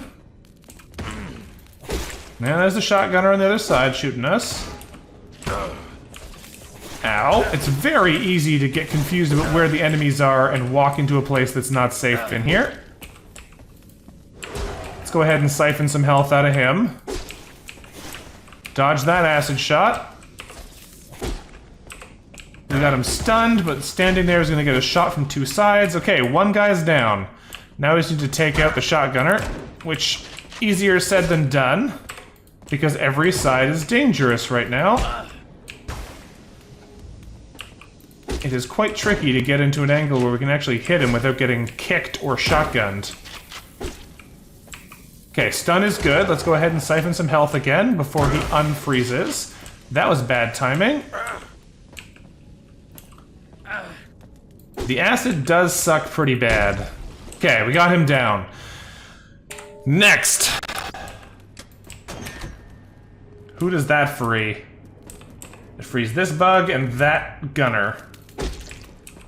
Well, if we can take out the acid bug, that'll prevent us from having the area denial that is such a problem otherwise. So that'll be a nice step forward. Because that is very annoying. On the plus side, I think he's close to death. On the bad side, I took a lot of damage in here. Ow, stop. Alright, now it's just him, so this whole top area is safe. So that's good. We should be able to juke him in here now safely. Do a little bit of health stealing. And we should be okay. This seems like a weird way to protect your office. Is people trapped in little inescapable cubicles until you feel like releasing them to fight people for you. But you know what? Who am I to judge? Let's open up the final gate, kill these guys, and hopefully not get swarmed by anything else we're not expecting through that door we just opened. You never know. We are having some very bad attack timings here. I keep attacking at the worst possible time. But we'll get him. Not if I stand right there, though. That's how we get got instead. Okay, Bug's dead. Now for the gunner. You could probably go through a lot of this without having to necessarily fight everybody, but if they can follow you indefinitely, if you try and run through this, you're just going to get absolutely swarmed later. Having the lightning effect and the stun chance on these melee attacks is pretty nice, though. Makes it feel pretty good having invested fully in one of these fields, as I'm sure was the intent. Okay, he's dead, so now we have 6 side doors to go take a look at. This is probably going to have not a whole lot in most of them, but it does look like at least one of them has more in it.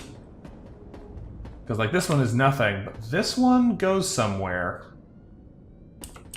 As does this one. Let's go left first.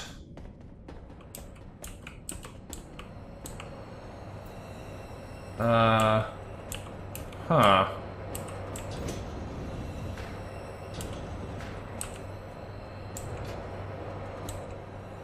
There's a hole here. What does this actually do? Oh, I fell in the hole.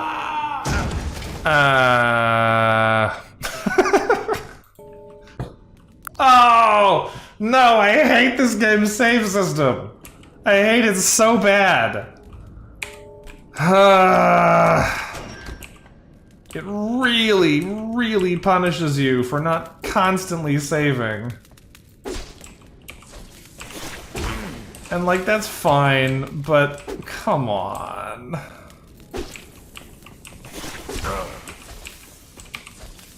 Fell in the hole again. Alright, back we go. This time we'll just make sure we save after every wave so the game can't punish us for not doing it.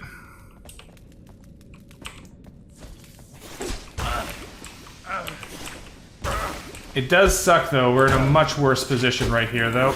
Let's swap him into that, because this is going to be bad for us otherwise. That swapper power is very handy when we remember we have it. We are getting absolutely obliterated this time, and we do risk getting kicked into the holes, which is an interesting thing that never happened to us last time, but I'm kind of surprised, because it easily could have. Because if we're standing here with that guy, he can just kick us into the hole. Like that. Not quite what I wanted to demonstrate. Okay, let's try the bottom button this time first.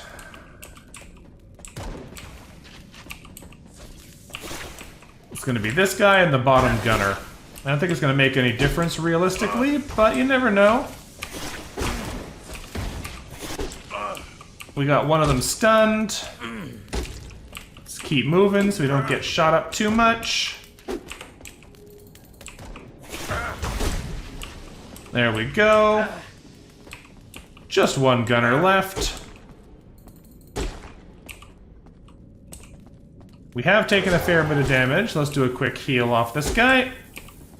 We want to try and make sure we're using our energy before we get to the point where we would be taking all that damage again. Since we get health or energy back from taking damage, we want to try and make sure we're capitalizing on that as much as we can.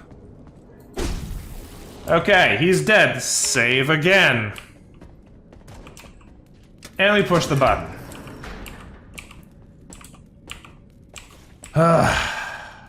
All I wanted to do was go and see what that cool looking room did.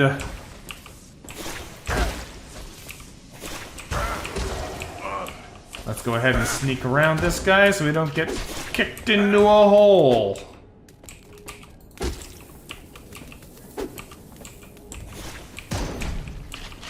Okay, lightning killed him, so that's good.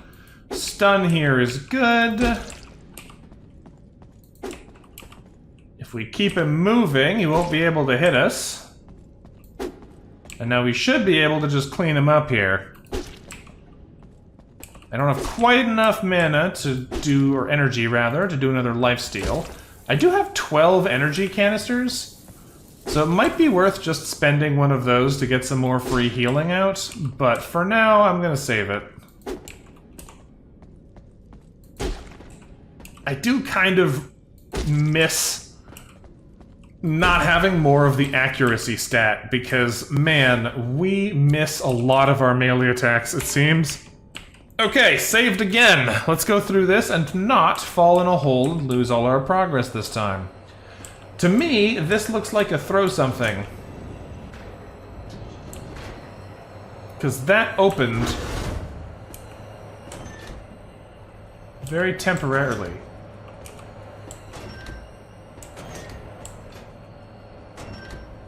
Okay, that opens a hole in the floor, or rather closes a hole in the floor. Thankfully we have a brick for exactly this purpose.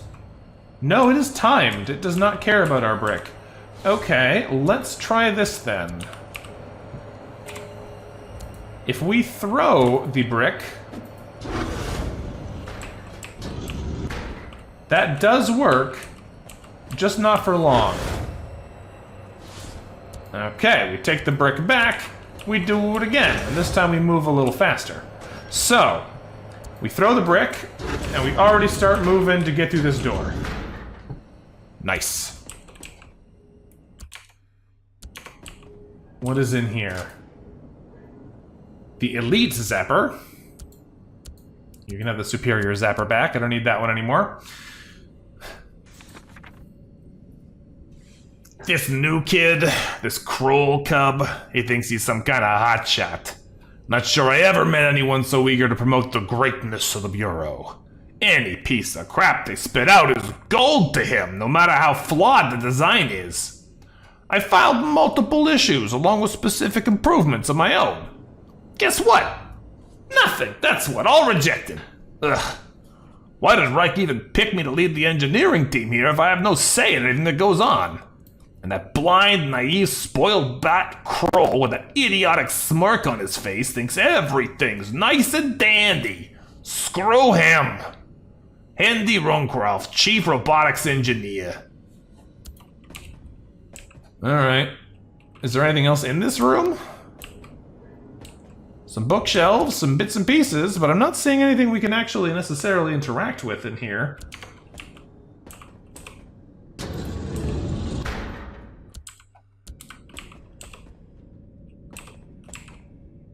Henry Runcroft, Chief Robotics Engineer. Why did we do this, though? What was the point of that? I am unclear. That's fine, though. That's fine. Maybe that door would have been locked from the other side. We wouldn't have been able to get in. Let's go check out this side and see what it does for us. That's some more buttons, all right.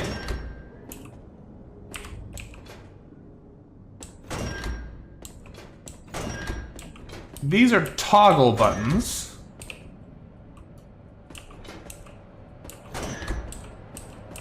We are in a maze of toggle buttons.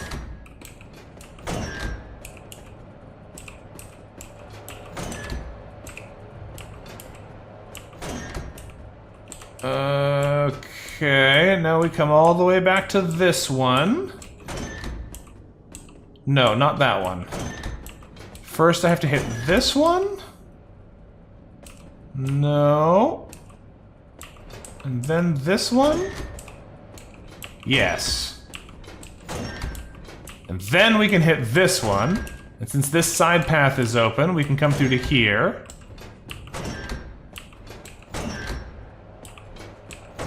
And that opens that, and that opens that, and now we can get through to the end. I could not really explain that while I was solving it, but we made it to the other side, which is the important thing.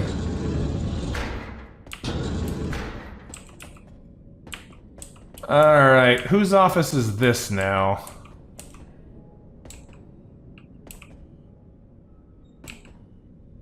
Oh, that's... Get married, they said. That's What's the good. worst that could happen? Okay, is this our office? Silver key. The inevitable has come. The This Bureau sounds like has our called for me office. to answer for the accidents in the Arx Vaporum. They're sending an escort ship to take me to Capital Island. My heart is pounding. In a way, I'm looking forward to seeing the beautiful Citadel again after several years. But it's a pity Sophie can't come along. I so much want her to see the normal world. Leaving the tower with Laura in charge. To say I'm worried is an understatement. I have no idea what to expect from her when I return. Well, it turns out his concerns were well-founded. This is a lot of enemies in a small amount of space. Let's try and avoid getting flamethrowered. Thank you very much.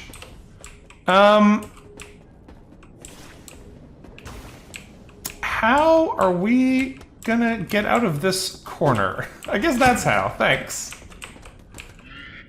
Hammerfella there is very rude, though. Can I get the flamethrower guy to burn the others for me, maybe? Ow. That was not the best positioning. Looks like no. The fire seems to have hit him, but doesn't seem like it actually did any damage. He's stunned, but I failed to capitalize on that by moving into the wrong position. That's really bad. Okay. Time to swap you and keep running. We might want to use a heal charge on this fight, because there's a lot of guys in here, and if we continue to get pinned like that, we're going to be in trouble very quickly. One is dead at least. We're on fire though, so be a little careful. He's going to be stunned healing himself now for a minute. I would say it's probably even more rude than stabbing knives that say die into the wall. It looked like it, or throwing knives that say die into the wall. It looked more to me like it was like stabbing hammers or chisels or something into the wall that say die. So, not the most polite thing to do, it's true. Let's try and finish off the flamethrower guy, because he gives area denial, which is much harder for us to deal with than just don't stand next to them like some of these other guys give us. Although this is not great. Oh, that's so nice of him to let me out. Darts? It could have been darts, but they looked like they had really thick handles. So I had a feeling it was more along the vein of like a screwdriver or something like that. Come on over here. I hope that guy dies soon, because we are going to be in trouble otherwise. We are starting to run out of health. We have plenty of healing if we need it, but I'm hesitant to use it on enemies like this, because we know there's going to be worse stuff coming. And this is not an easy room to fight, but I don't know if it's going to be as hard as some of the stuff we're going to probably get shortly. It might just be worth going ahead and using a heal, though. Okay, he's dead. If we don't take any damage, we should continue to heal for free. So we can try and take advantage of that. I don't know if it matters if we do any damage, or if it just matters that we don't take any. It doesn't seem like it's activating, so I'm assuming it is both. You have to be not fighting and not taking hits. Ow. It is a lot more manageable now that there's just two of them, though.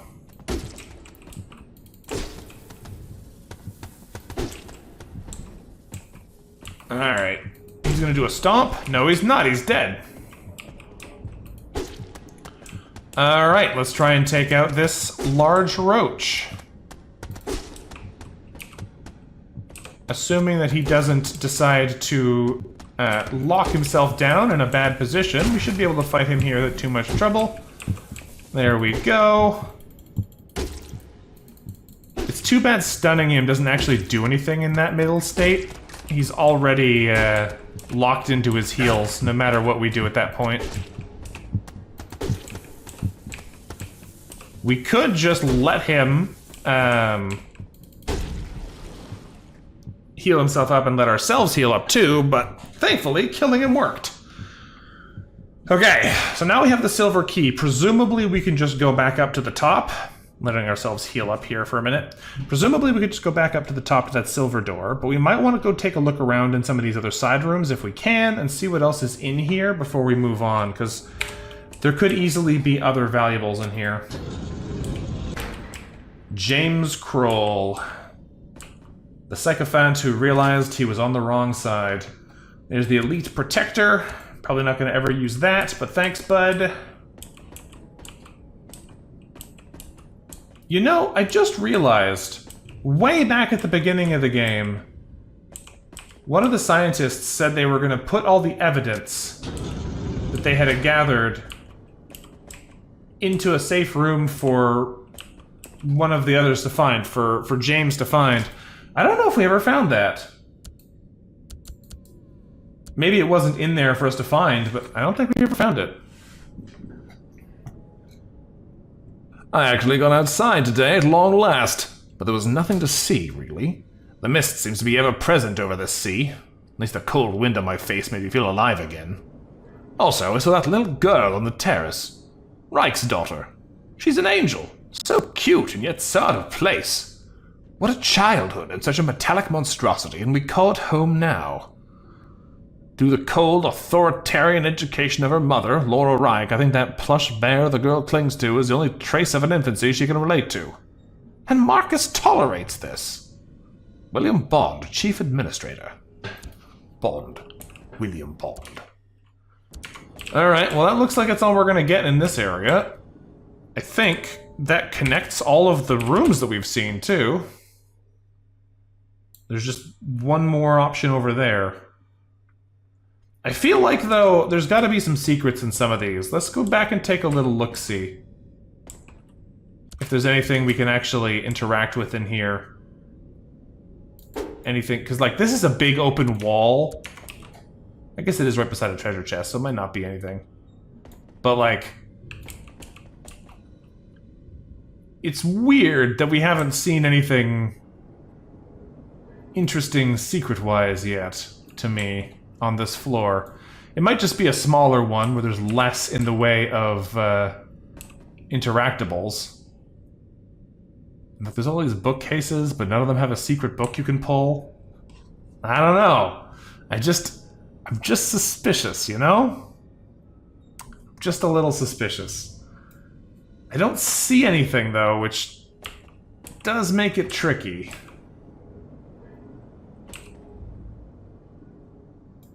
There's only so much we can look at in a little room like this. That's fine. Let's swing across the other side and see if there's maybe anything over there. Because this was our office, right? Yeah, our office has to have something in it. Get married. Get married, they said. What's the worst that could happen? Like, this is another area that has a big empty nothing wall in it.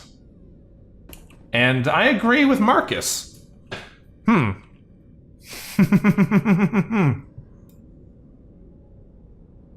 Alright. I don't see anything in here right now, though. If there is something in this room, I'm not picking up on it yet. Listen, Doom Guy searching for secret doors would be a lot more of firing the shotgun at things to see what opens.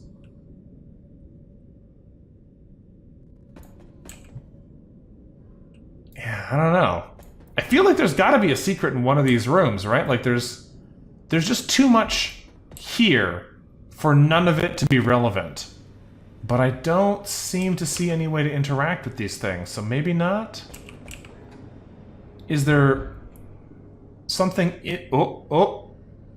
No. I was going to say, is there something in this die message specifically that I have to interact with? But it doesn't look like it.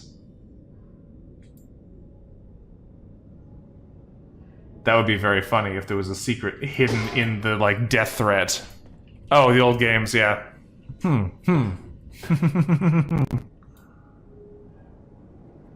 I feel like one of these has got to have something in it. Like, Maybe there's a secret button in one of the previous areas here or something we have to go back and find. I don't know, though.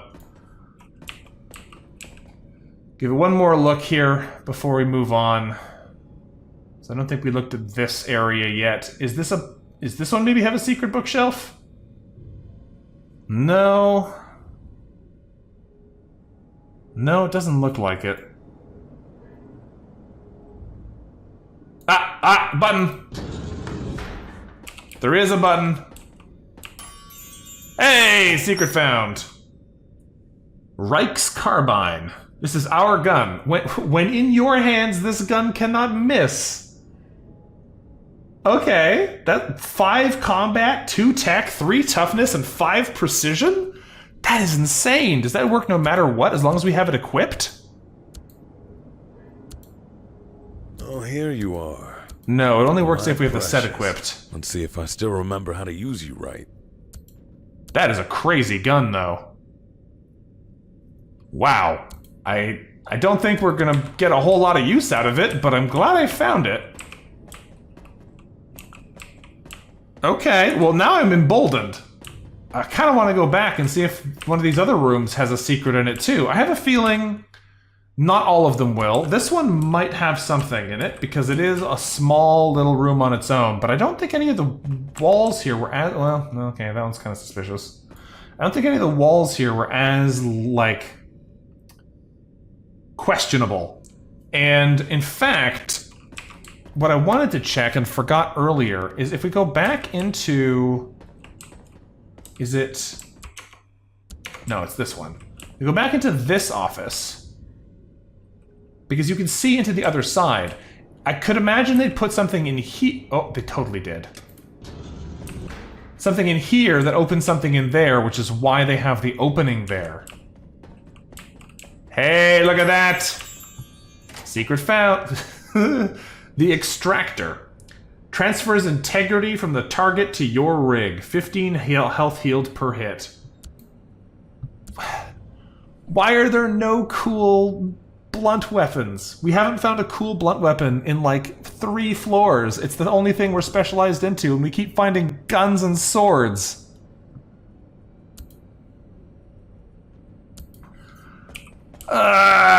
That might actually be good enough to use, even though it's kind of going to be terrible damage-wise, just because of the way that it allows us to, like, bypass the normal healing factor, right? We'd be getting so much health back, it might almost be worth having it instead of anything else. This doesn't have a button? Oh no, it has a lock.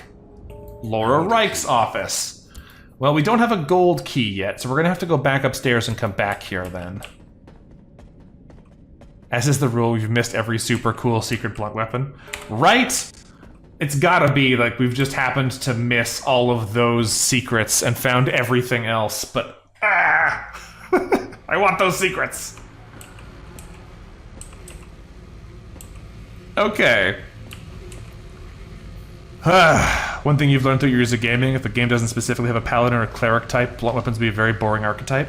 Well, yes, but in this, there is specifically a blunt tool, and blunt gives us both stunning and electric damage, which is pretty cool.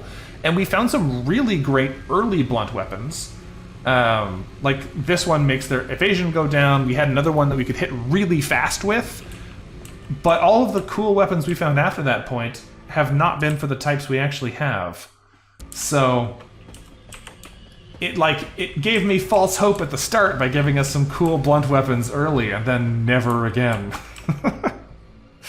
Let's go ahead and silver key up the transporter generator room. Presumably, this is going to let us turn those switches on so we can start finding our teleporter codes. This looks like a arena fight with probably 2 wizards? Maybe not. This is something I can interact with. The charging station slot, so the battery goes in here. Oh, are we rotating mirrors?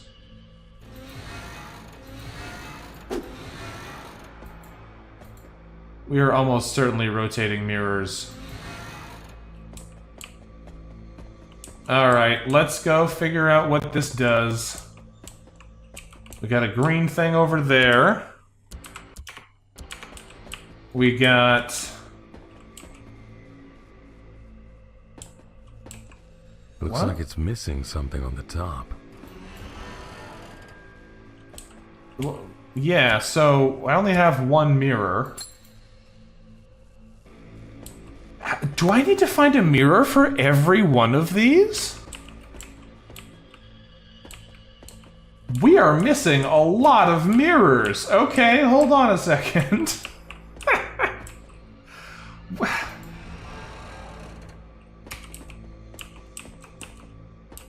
Okay. Because none of these have a mirror on top, do they? Looks like it's missing something on the top. Oh no.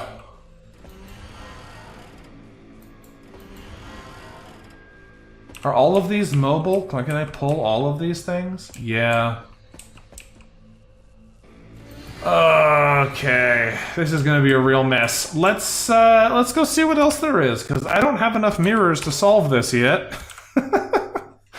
I don't think we've seen any anywhere else, so I'm gonna have to assume that what we're doing here is we need to go turn this generator on in this room, and then all of the teleporter rooms we go to are gonna come back here, and they're going to give us the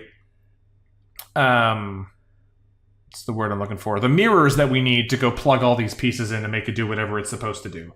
Because right now, I just don't see how that could even be feasible. Because, like, there's nothing in here, right? If we check all the corners, there's no... no mirror panels or anything over here. Yeah, like I can't just pull them off the walls.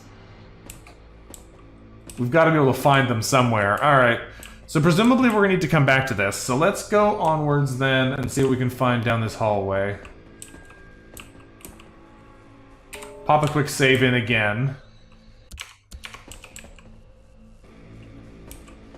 Great. This is probably going to be a... No, what is this? Is this just nothing? I don't know. Okay. This is a good looking room. We always like a good angry red glowy room.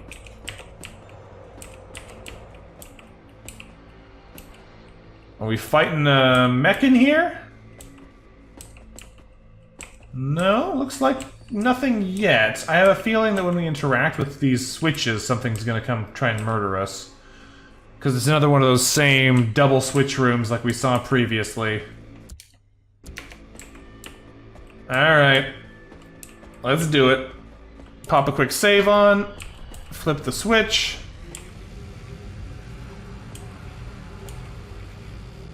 Nothing yet. If I remember right, There he is. Teleportation router in the main room. I just hope it's safe to Ooh. use. Never really liked this. That's new. Or any of the results. Oh, okay, he can also hit us around corners. Let's steal a little bit of health out of him. He has the same punch as before, but he has a very long line attack now. Good to know. I think I can kind of outmaneuver this guy a little bit here. Alright, a little slow on that one, though. The other nice thing about the blunt weapons is they do extra damage against mechanical enemies, so they're particularly good against robots like this one. The blade are good against living enemies, so it is a trade-off, but I feel like I appreciate having the extra damage on robots. I don't know which one you see more of if we're looking at like an absolute number, but I feel like with some of these big robots have a lot of health. I am not doing a great job of fighting this guy though.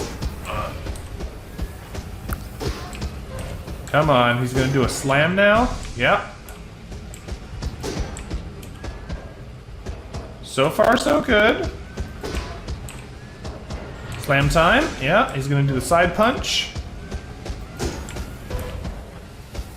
I think it's about time for a slam again. There it is. There's the dodge on that.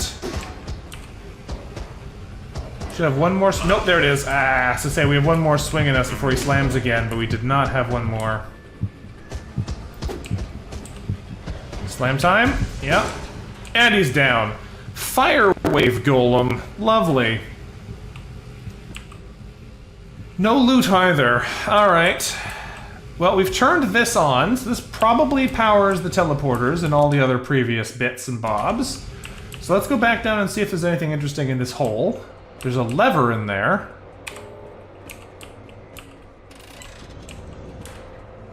What did that do?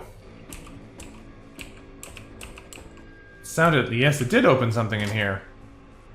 Another energy cell and a phonodiary. Impossible! Marcus has managed to get in? But how? His ship was shot to pieces by tower cannons and sunk to the sea bottom, with everybody on board. Even if he somehow survived, how would he get past any of the sea level entrances? I had them overridden and closed shut from the inside. Unless...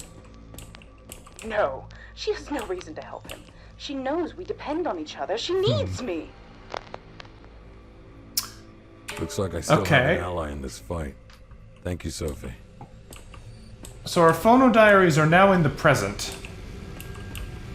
Because that one must have been entered from when we got here.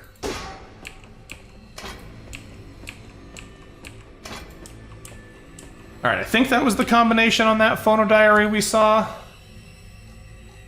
I don't remember whose it was, unfortunately. Thama test chamber? 101001. Yeah. Okay. I think we're just gonna have to jump in here and see what happens. Probably we're gonna go in there and have some badness. It's gonna warp us to some random room. We're gonna have to fight some dudes, but I have a feeling we're gonna need to do that a bunch anyway, because as it stands, we need a whole pile of mirrors. I think...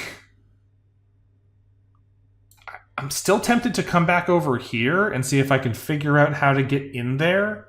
Because, like, there's gotta be something in there, right? But I don't know if now's the time still. I don't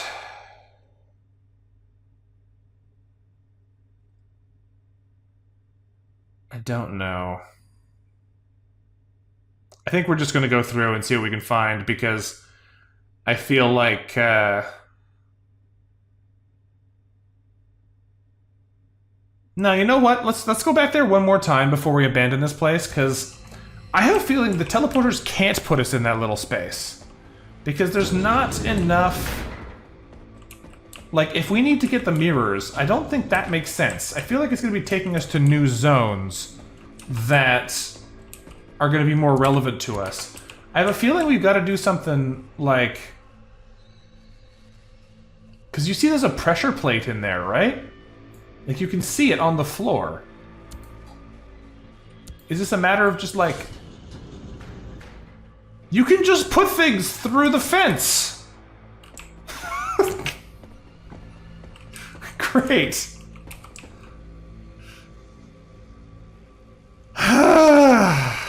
You can just put things through the fence.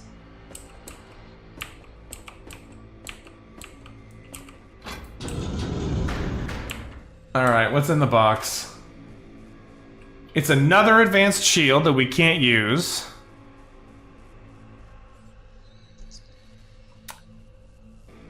Further reduces damage from the front. Interesting, but I mean, I still can't use it.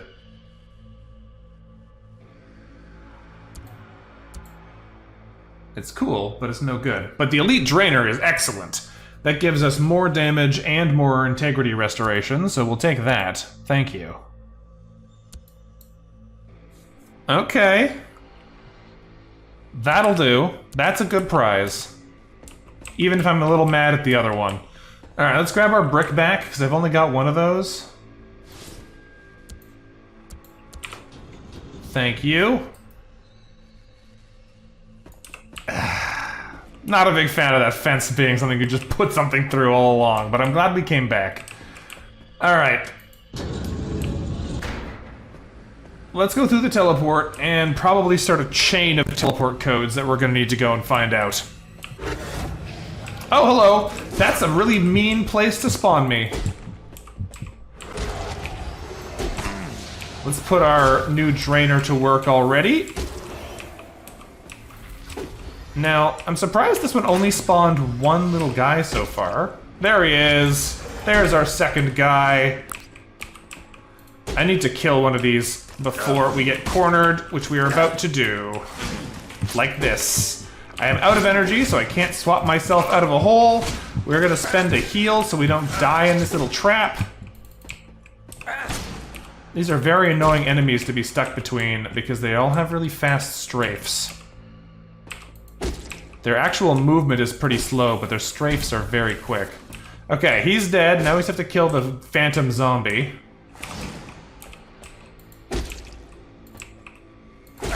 We still have 3 healing kits, so I don't feel too bad about having used one there. I don't feel great about it, but I don't feel too bad about it either.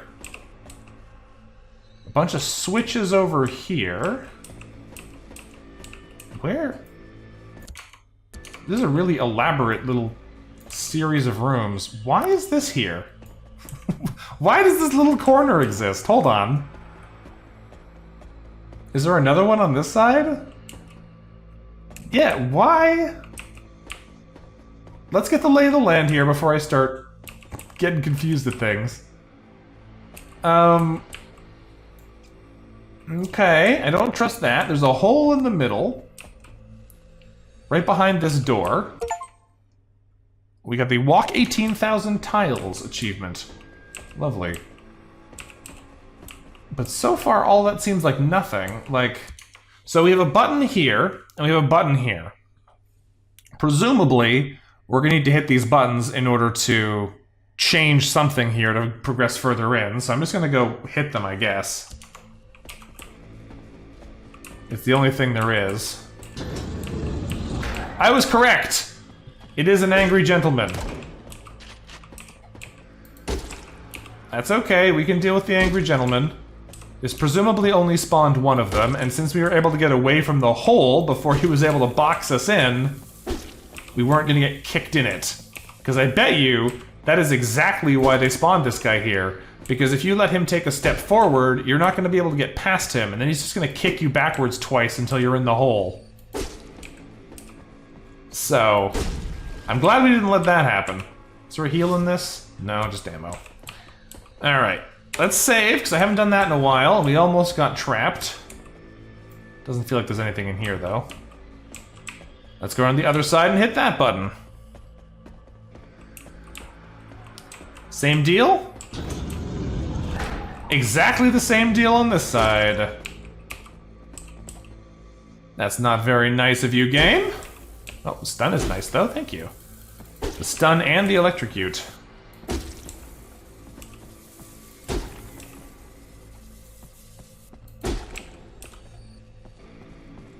I think this guy is basically going to be a hit or two away from death now. I was right. More ammo, we can't use that. Now, the middle's still blocked. There's got to be something here that lets us open this up. Is there like a switch in here? Oh, there's a switch up here. This is a secret. This can't be the way forward. It's another gun. Alright, the finisher. Deals more damage to heavily wounded enemies. After a 50% integrity threshold, it does 50% bonus damage. That's a pretty cool pistol. We're not going to use it, but it's neat. Blunt weapon, please. Just a blunt weapon. And any blunt weapon. I beg of you. The hole is still open. There's the way forwards, but I don't know how to get to it. How do we close the hole in the floor? Is there another switch in this room, maybe? No? The reason I don't use the guns is because we're not spec'd into them. They have their own stat trees here that make them actually work. Because, like, without any of these, they're doing very little comparative damage. It's probably better to use them anyway. I'm just not. So that's probably just me being bad. But, the main reason is because we're not perked into them at all. We've used them a couple of times on certain enemies that were irritating to try and walk over to, but mostly we have not. I am unclear about what we're supposed to do here, though. Because, like, obviously we need to get to the other side of this, but how do we open it? Is there like a button I'm missing somewhere? If I was offered a respec, would I do so in favor of what I found? Well, I feel like that's a little bit of like a hindsight's 2020. I think my decision to spec into blunt weapons still made a lot of sense to me. I think of all of the things that we upgraded here, this has been working good. I like this.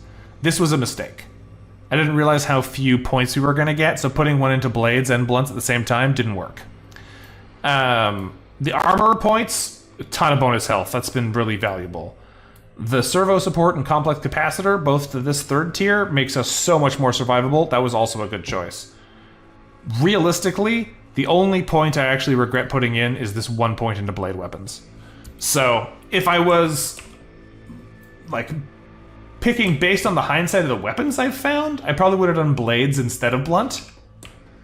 But I feel like that would have been impossible to know without having already, like, seen the weapons that we were going to get 10 floors later. So I don't feel too bad about that. I do feel a little confused about this, though. How do I cross this? Oh, it's a wooden button. I just throw something. Alright, that's fine. We just throw something. Is that going to go too far? Yeah, it goes one tile too far. Alright. Let's throw one of these fancy weapons we found, I guess. Can I throw one bullet? Yes. Yes, you can throw one bullet. So I'm carrying all these bricks around, but, there you go. Just curious how the game feels. It can feel bad to miss out on items, but it's nice that there are genuine secrets, not too much hand-holding. Yeah, I mean, I'm enjoying the general gameplay experience of it. I feel like the real problem is really just we've been unlucky. We keep finding all these fancy weapons. There's another mirror. All these fancy weapons, but none we can actually use.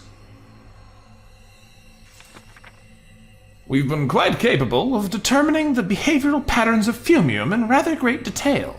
But from time to time, anomalies appear, ones we cannot decipher yet.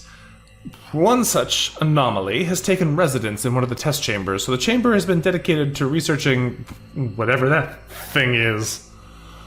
111010. Well, that sounds safe. Let's go find out whatever that thing is. No more enemies in here. Alright. 110010. I believe that was the code we just saw. 111010. Good thing I checked, because if we get the code wrong, we warp backwards. So, where is that on the map? It's just directly above here? Presumably, we're gonna go fight something weird in a second. I don't know... I don't know what it's gonna do.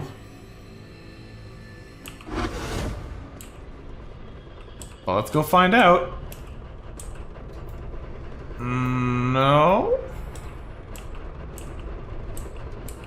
We got a little loop here. Oh, great. That's my favorite, is when we can't see anything. We got a door on that side and nothing on this side? Just a blank little area? This is a nothing as well. Okay. Let's go ahead and save, because I haven't done that in a minute. I'm curious. What is this all about? Is this like a looping area? Is that why we don't have access to the map? Are we in non-Euclidean world?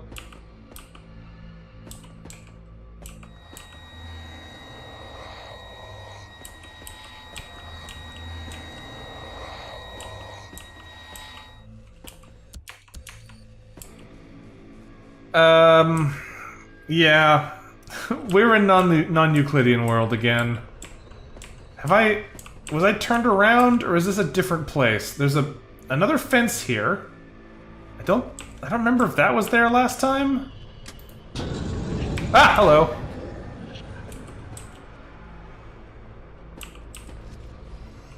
I can't tell. Oh, hi. I can't tell if we were. Oh, there's a switch beside me too? No, it's not a switch. I cannot tell what was supposed to happen there, if I maneuvered my way into solving a little puzzle, or if I just went back the way I came. And since I can't check the map in this version of it, it is very hard to tell.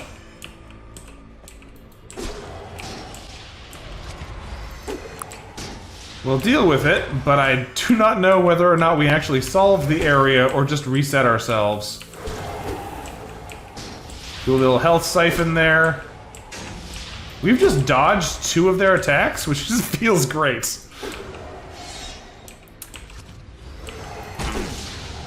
This time I was not quite so lucky. But that's fine. He should be 1 or 2 shots away from death now, if I can actually hit him. Hey, there we go. I thought there was a lever here, but it's just a post. Okay, no, that's the way we went in. We did teleport to the other side. Or did we? Did this just open? That's the way we came in. Ah, hello. We returned to the same area, but now there's an open door on this side that wasn't there before.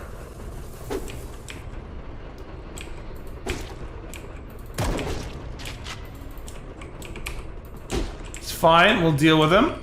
Not a huge fan of fighting a gun enemy in a tiny little hallway like this. But we'll make it work. Or at least we'll try to. It's nice of him to keep turning around like that, though. Otherwise, this would be much nastier. Yeah. Electricity killed him. We'll take it. What is in here? Well, a teleporter is in here. I guess we're leaving? I don't think we got anything out of that, though. We didn't find, like, a... Yeah, I guess it won't show up on the map because we don't have map control in there. But I feel like we didn't get anything out of that. I think I'm gonna have to go back in there and try again because... like, we don't have another code yet. Let's go back and see if maybe something else opened.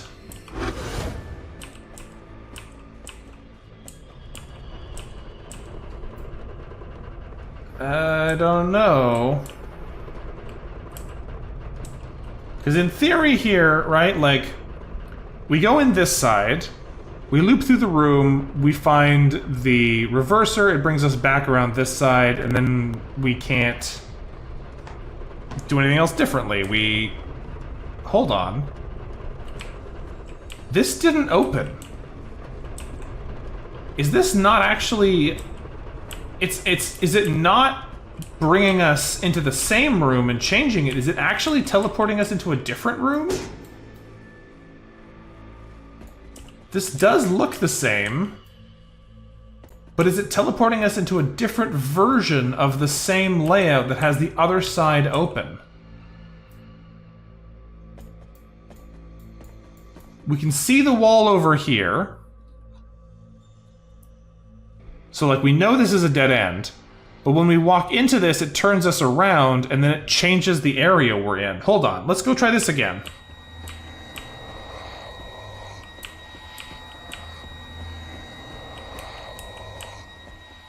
This one doesn't rotate you. I had to manually rotate myself out of that one. And now we're in the same version? Oh. What? I'm so confused. Last time we went in here. 1, 2, 3. And then we came out again. And now, well, now we are in a different version. And there's a chest in here I didn't grab last time. Okay, there's the elite decoy beacon, we'll take that. There's the elite buckler, which is kinda not as good as our thorn shield. The thorn shield has retaliation damage on it, which is kind of crazy good. 75% retaliation damage is a lot, and 5% bonus integrity compared to just like 80 flat integrity. This is just nowhere near as good as the thorn shield. You can only do so much with mice and other animal testing, but you never know what exact interactions with human beings are. Sooner or later, we had to find willing test subjects for direct exposure to the substance. Well, the results are far from dull. We've observed a behavioral and psychological shift in the subjects, as well as a visible change in their appearance. Combination 010001. Lisa Teller, teleport operator. I can't believe it. The latest version of the applicator gadget has disappeared from the lab storage. The device is exceptional in that it can deactivate any barriers powered by Fumium. It simply obliterates it in a blink of an eye. However, to function it requires large amounts of Fumium itself. I used to power it up in a dedicated ray charging chamber, which we also use to recharge batteries for the golems and the other heavy machines. But it's more handy and fun to suck the Fumium out of my minions. Poor wretches usually don't survive. I suspect Sophie somehow got into the lab and stole the abrogator out of spite, as revenge for me taking her teddy bear. To prevent any further damage, I removed all of the ray-aligning mirrors from the chamber and stashed them away in the research chambers. Well, yeah, we figured that out. We built a whole chamber for recharging this stuff, as the conventional energy transfer was not enough. Apparently, Laura somehow managed to upgrade the gadget to recharge off Fumium-based organisms. However sick that is, it might just come in handy now. I have a feeling that's going to be like a necessary plot weapon we have to use to pull a Fumium barrier off of a final boss so that we can attack it normally. What was the code on this one? Not that one. There's so many of these. Here it is. Human Fumium Interaction Chamber 010001. Okay.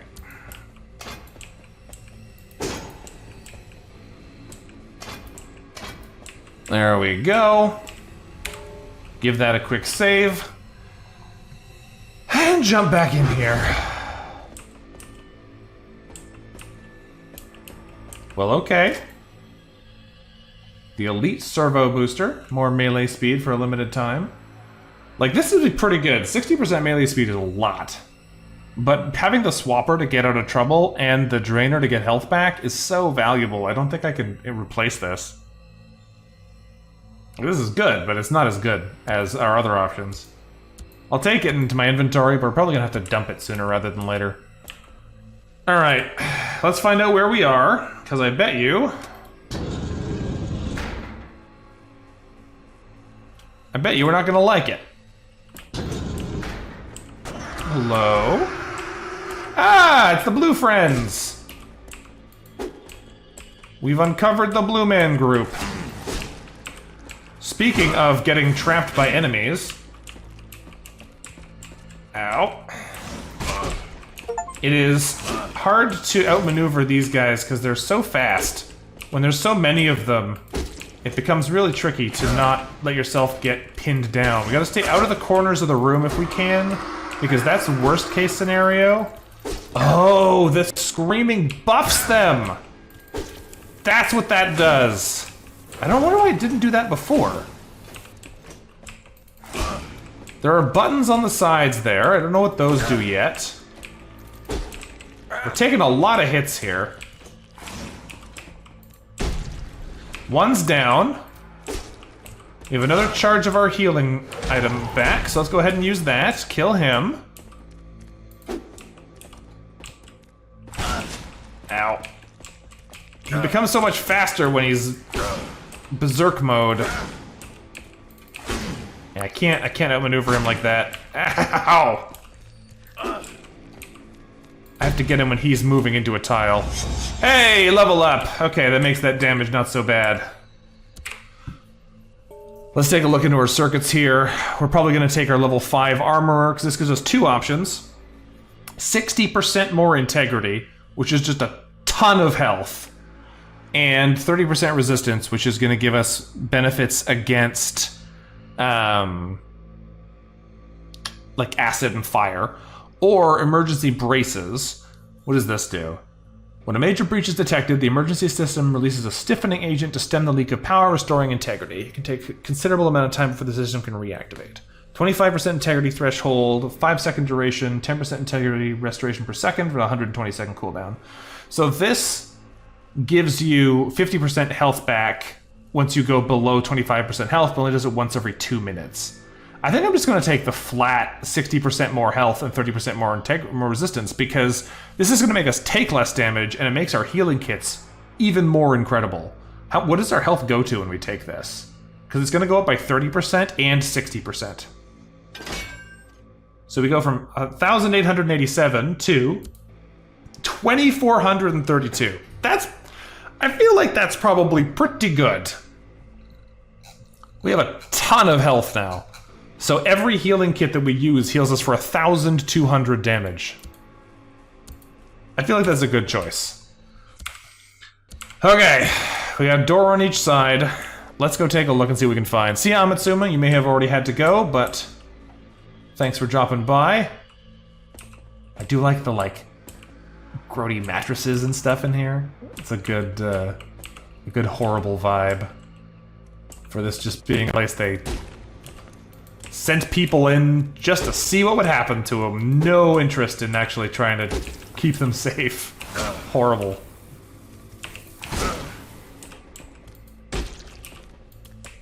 Alright. Yeah, we aren't taking very much damage at all from these guys. We have so much health now. I love it. Alright. There are a couple more in here, so we're gonna have to deal with that. This one seems like he's already quite bloody. He looks also a little bit... Oh man, their faces are kind of horrible. Yo, he's buffing. Don't let him. We stun him out of his buff so he doesn't get the benefit. I don't know if that actually worked. I can't tell if it made him not turn into a berserker or if it just deactivated the visual effect of him actually getting that red aura, because he seemed like he was still moving faster and attacking faster. Unclear. There's probably one more guy in this room. Yeah.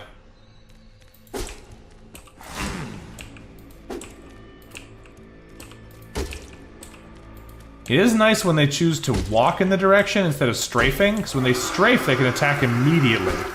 But when they have to walk in the direction, they don't. Oh, he gets a big heal when he does that, too. I just saw that time. I think I missed it before. I wonder if when we got the stun last time, we stopped him from healing, and that was why he really went down much faster. He still got the damage buff, but we stunned him mid-heal. Interesting. I think we've cleared out all these rooms now. There's still these little, dead ends, though. So that's interesting. We haven't found any new passwords yet, so we need to go find a treasure chest that gives us another clue, because... Oh, here it is. There's another mirror, good. An elite mace, this is just a straight damage up on the one we've got. I would really have preferred to find a fancy mace. But I would rather find a mace than no mace, so thank you, game. That is a nice little damage up for us, even though our overall damage output is still on the low side. What do we have here? The Elite Acid Nozzle. Adamant Plating. That is pretty good. I might keep the commando harness anyway, just because I'm greedy, but this might be better. If we take this right now, toughness determines our evasion and our integrity. So what does this turn our health into? 3,000. So it's 600 health difference if we take the commando harness instead of the adamant plating. I think the time has come to retire the commando harness. It's been a good piece of armor for us, but I don't know if I can give up that much health. If I swap this one instead, we do lose 300 of the health, but we get more combat points. What do the combat points do? It does give us more accuracy and more all-weapon damage. That puts all-weapon damage at 105% compared to... Well, that gives us 15% damage. So just equipping this actually already gives us more of a damage buff than this 12% all-weapon damage. But I guess that's not exactly true, because we're getting +5 combat instead of +4 combat, so...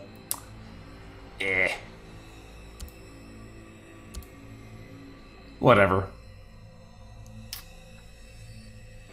Damage-wise, this one's still better, and we get enough health from everything else. I think I'll just leave this on. Clear these ones out. I don't know if that's actually a good choice or not, but it's the one I'm going to stick with. Ventilation chamber. Not really a test chamber, per se. We've just used this part of the old ventilation system to carry out tests regarding light fumium gas circulation and the effects on the populace. I'm not very proud of this one, as the consequences were rather costly. 011011. Lisa Teller, teleport operator. Alright. Is there anything else in here? I mean, there's these two little dead ends at the start. I feel like there's no way to get in there, though. I feel like those are just like walls decoratively. It's kind of annoying that it shows you that it's a space on the map like this one. But I feel like you probably just can't get in there. I should also remove this because we found this. So I think we're just going to move on and go try 011011.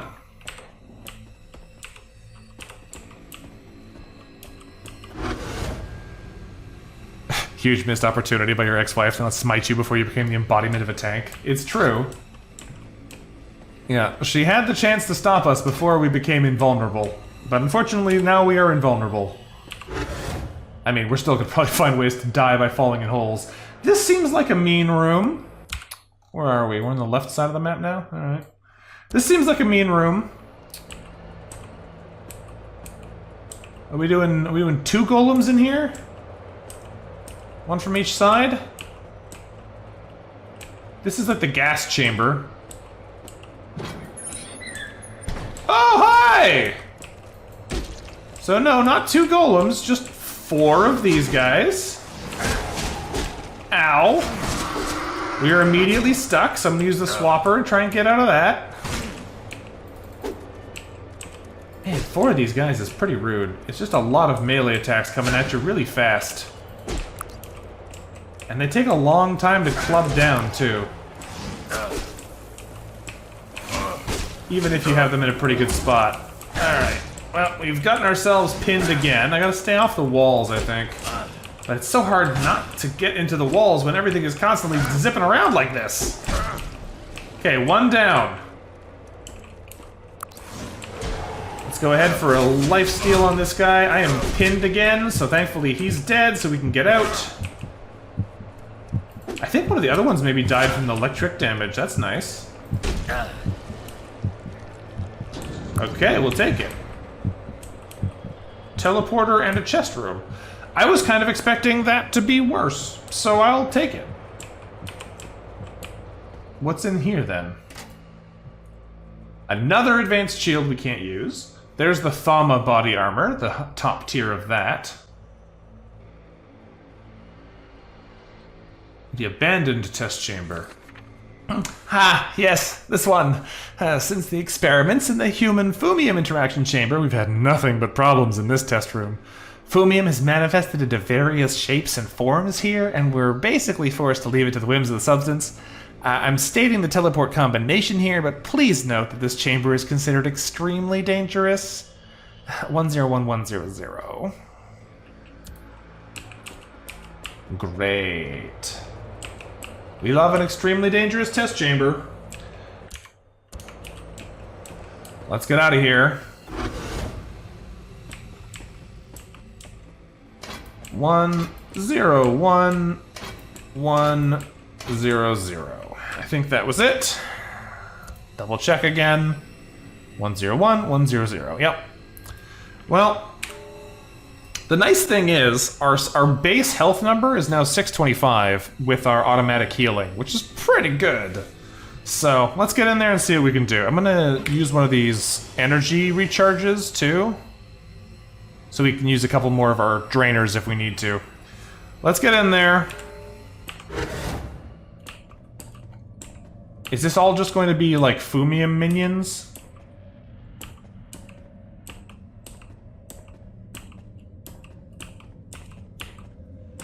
The little blue summons kind of deal?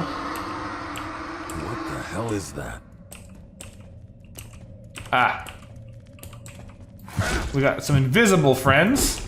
A whole bunch of invisible friends. I feel like that's not Fumium as much as it is just like regular dudes who are invisible. I feel like calling them Fumium Manifest is a little bit disingenuous here. Alright, we're gonna have to use a healing charge, so otherwise we're gonna die from all these attacks. There's a lot of places to get stuck in here too. Take one out, try and move so we don't get trapped forever.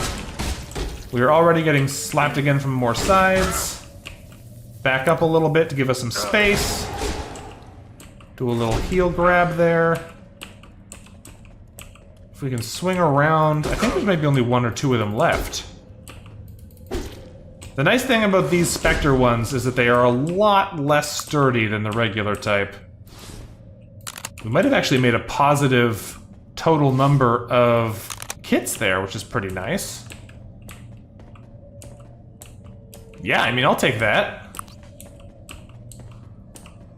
Oh, okay, another mirror. There's our two-handed Warhammer, but having this is still really good, I think. There's our upgraded gloves. And our upgraded boots. We'll be giving up 15 resistance here for how much health?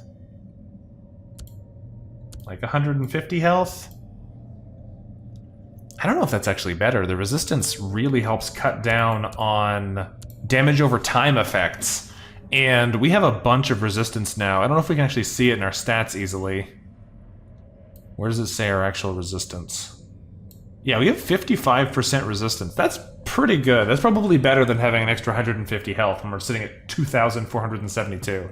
So I'm going to keep those boots on. Let's see what else is in this place. It is a weird little mess of a room. There was a hole over on this side. I feel like maybe we're supposed to push a block into that. Like here. Maybe not. But it kind of seems like it should. We're in a room full of blocks that normally you can push, but it seems like these ones are not quite so cooperative. They have the extra layer of metal on them, preventing them from being so easily moved. Is this the exit? No. Well, I don't think there's anything else in that area. We could go back and mess around in there, but I have a feeling that's not it. Let's just scan these two sides and see what we get, because this looks like it's a dead end already. Yeah. And this is just a teleporter again. Was there no... Hold on. Did we miss something? Was there no, like, treasure chest in here again? Because we got the treasure chest here, but I don't think it had a note in it, did it? Maybe this will teleport us to a different place. Let's test it, I guess. No, we're back here. Was there a note that I just didn't pay attention to? We have all of Lisa's messages, so I guess not. What I'm gonna assume then is what we actually found here is the last mirror that we need. So we don't need to go into any more of these test chambers. Now we just need to go into here and activate the mirror device thing. I assume, anyway.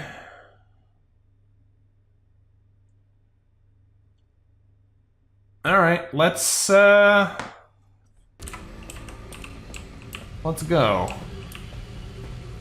If we head to the mirror room, we should hopefully be able to figure something out.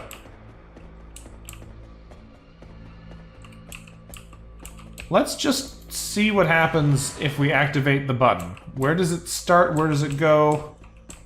Where does it come from, Cotton Eye Looks Joe? like it's missing something on the top. Looks like it's missing No, just something push on it. the top. All right. If we push the button, where does the laser start? It starts here. Okay. Does it hurt us? No. That's stunningly generous. I just assumed it was gonna kill us.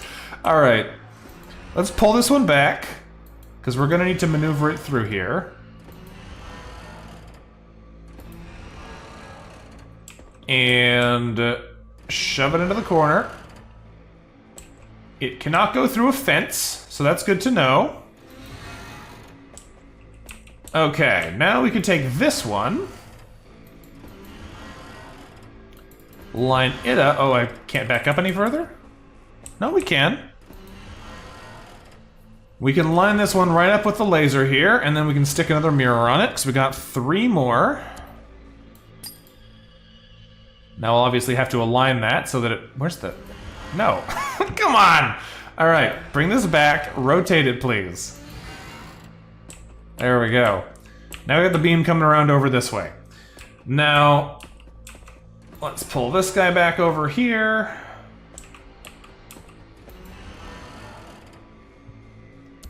Pop a mirror on this one. Oh, it's facing the wrong way. Fair enough. Rotate it over there. Give it a good shove. Is there anything over here? Doesn't look like it. I have a feeling we're basically just needing to hit this with the laser. But the thing that interests me... Yeah, okay, there is only one more. For some reason, I thought we had an additional mirror. Then there were things to put mirrors on, and I was like, hold on a second, that doesn't line up with how this normally goes, but it seems like I was just incorrect. There was no bonus mirror. Alright, let's pop this on here. Spin it around. That charges our battery. So now we have the battery charged in order to rescue the golem.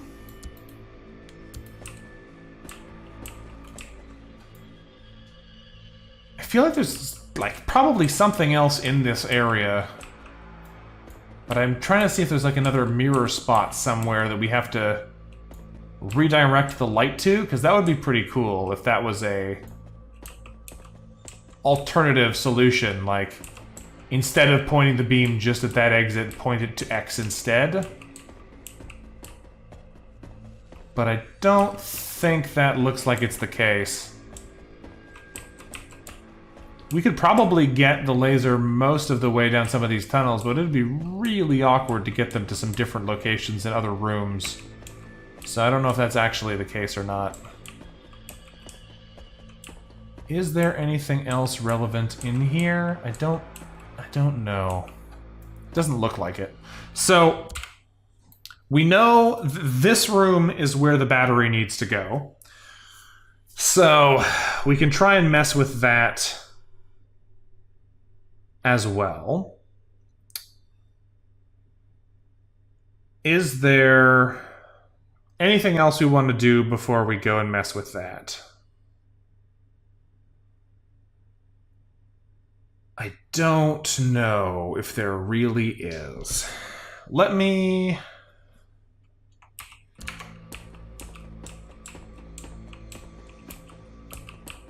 Does it matter?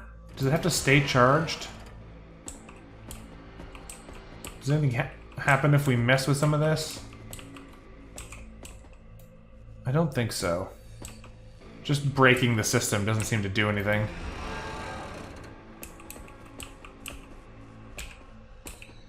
Okay. Fair enough. I'm gonna take a real quick BRB here, and then we're gonna go jump into the rest of this. So give me 1 second here, folks, and we are gonna probably go plug that battery in, unless I think of anything else cool we have to do in the meantime. I will be right back. Okay, thanks for your patience there. That wasn't too long, I hope. But let's... There was one thing I realized I never checked in here real quick while I was just grabbing a quick drink of water there. We never actually looked over in this area to see if there was anything interesting. It's a long tunnel that could have a secret. And before we leave, I just want to make sure we check all of our bases. I think we're probably good to move on. But I want to just give it a good scan before I leave for sure. Is that a button hidden behind the panel? Oh, that's mean. What does that do? What did it do? Everything over here is the same.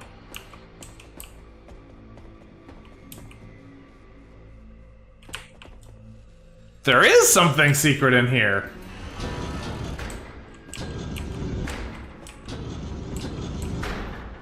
Amazing. It's another blade, though! Game, come on! We got some cool gloves. Those are nice. They're just better, straight up, than the gloves that we got right now. 2 toughness, 3 precision, and 5 more integrity. We'll take it. But it's another knife! Just give us a blunt weapon, please! Shreds the armor of enemies, making them more vulnerable to subsequent attacks. 25% bonus damage per stack, 3 max stacks. That's a cool weapon. Like, it's very cool. I still can't use it! Come on. Alright, let's get out of here.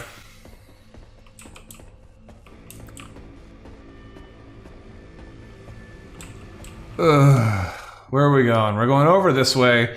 I don't think there's anything else we've missed on this floor. That was the only other place I thought there was a secret. There seems to have been some weird little bits and pieces in here, but I don't think they're relevant to us. So I think we're just going to head over to this fella over here and see what happens. So let's do that real quick here and see what we find. I presume something bad is going to happen when we try and activate this angry robot. It has been specifically noted to be bad to everyone except for us, or except for Sophie, and we aren't Sophie, so... Let's do a little save-a-roo here first.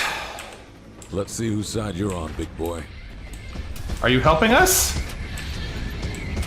Hey, we have a friend! Amazing! Alright. Let's fight with our buddy here. That's one down. This big roach is in the fire, which is kind of rude, but he's actually on our side, so I shouldn't complain too much. Oh, I attacked into the retaliations. That wasn't great. This is a very rude position. I actually can't do anything about that, because his back is to his ally there. I feel like our friend is going to die if we don't help him here a little bit soon, but I am stuck again, which is not great. Let's swap him into the acid. There we go, that's one less to deal with. We stun this acid spitter, that should help. Let's steal the health out of him. Now we gotta go deal with the big roaches. Oh no, our big guy died. It did make that manageable instead of being absolutely ridiculous, so I do appreciate that, but he died. He was just trying to help. Alright. There we go. Oh, well, what did that do for us, then? I guess we can get through here now?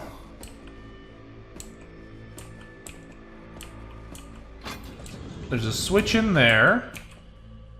And what did that do? Hey Titus, things are going okay. it has been a lot in the last couple of years here, but we're getting by, you know how it is. Glad you could make it out to drop by and see what we're up to.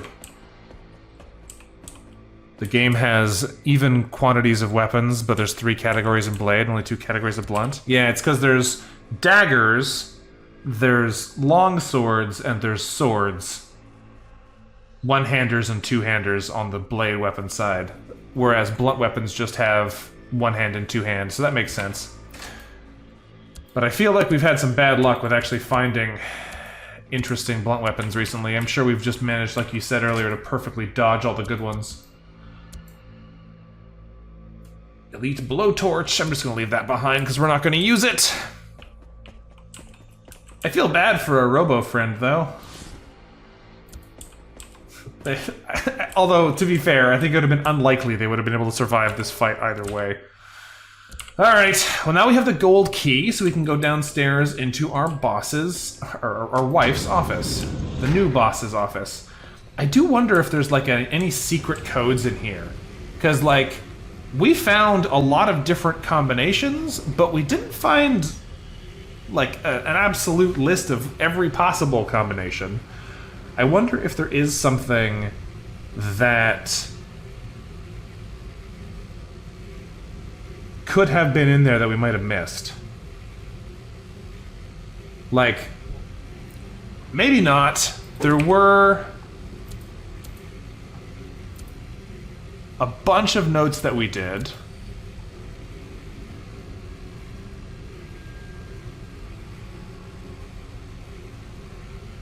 We started with this one, right? Or did we start with the Thama test chamber? Did I skip one? Yeah, I started calling her boss. The game is getting to me. I don't remember if we went into failed attempts.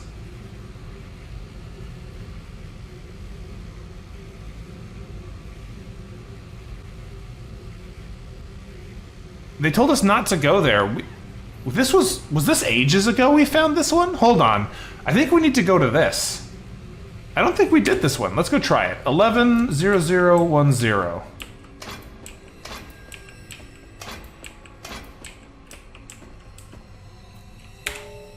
What's in here? Super secret found. Oh. Hello. Those are some armors. Wow. Yes, please. 225 integrity, plus 5 combat, and plus 20 melee and firing speed, or 160 integrity, 2 energy regen, 5 tech, some recharge speed, some gadget damage, or 275 6 toughness and 25% repair power? That's insane. That makes every heal for like 1800 health. That's crazy. I'm gonna take this. This would be good. Like, that 20% melee firing speed is good, but this just makes us so obscenely tough. I'm using that. Thanks, game. I'll take it. We also get a free circuit point. The amplifier headgear gives us a bunch of energy regen and gadget damage. Energy regen has got to be better than just damage taken gained as energy, so I'm going to put that on. Teleportation test subject number 42. I seem to have been traveling between realities for what feels like weeks now. I've seen strange things and been to places that I could never have imagined. It just happens. You're somewhere, you're fine, and then suddenly the sound, the howling, then the dragging. Oh, the terrible pain. And the feeling as if you've been stretched out a mile long. And then all of a sudden, you're somewhere else. But your body somehow just feels wrong, as if it was left behind in the other reality. And then the traveling just stopped. Somehow I heard your voices from the control room the whole time. I've been screaming my lungs out, but you never once responded. Now it feels like I'm just disappearing, vanishing from existence. Please, I'm begging you, get me out of here. Well, sounds like someone had a good time. Let's do a quick save before something bad jump scares us. Tibor Repta, head architect. Original author and head architect of the Arx Vaporum project. Knew every nook and cranny of the tower. Richard Vesely, bureau officer. High-ranking Supreme Bureau Officer, one of the main benefactors of the Arx Vaporum project, did regular peer reviews of gadget blueprint implementation with engineers. A nightmare, if you ask them.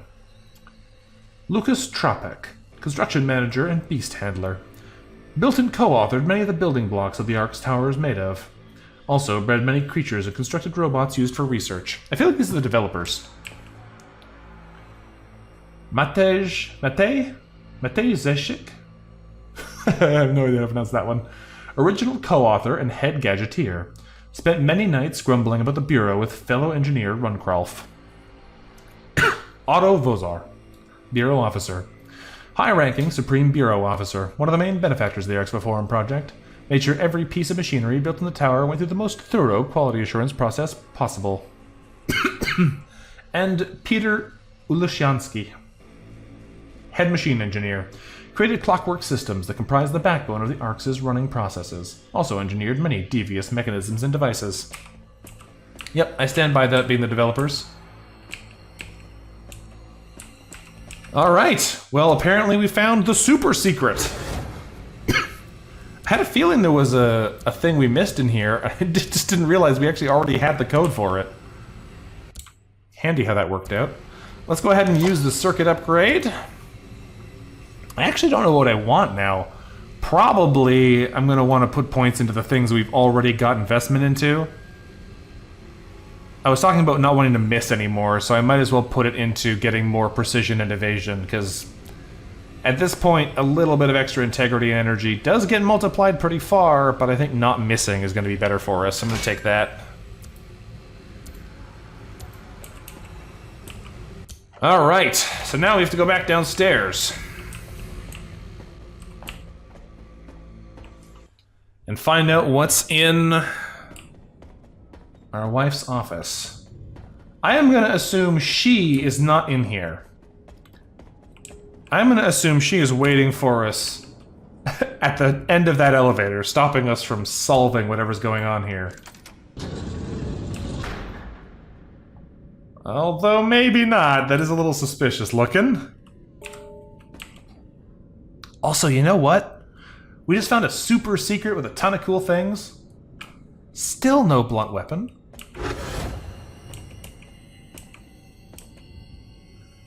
Yeah, I didn't think it would be that easy. Alright. What's going on in here?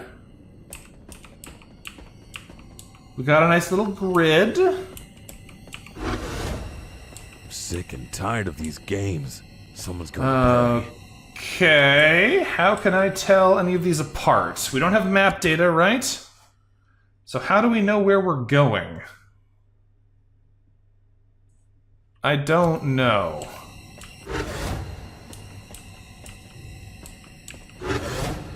Am I just like hitting teleporters at random now? I can't tell any difference between anything that I'm touching here. So I don't know if we're going to the same room or not.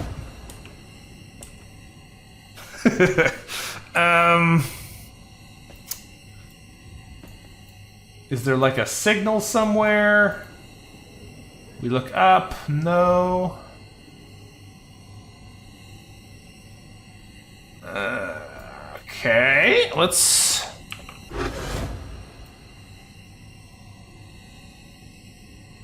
Is there something behind them? Doesn't look like it. Use the force / use the fumium. Yeah, seriously. Is there any way to tell anything about these? They all look mirrored and exactly the same. I don't know what we're doing or where we are. feel like there's gotta be something. Like something in here that's gonna cue us into what we're supposed to do. Is it the doors? The doors look symmetrical. Because these also have lights in all 4 quadrants, so it could have been something related to this. But these all look the same, so I don't see how you can use them to cue you in. The pillars all look the same. Very nondescript.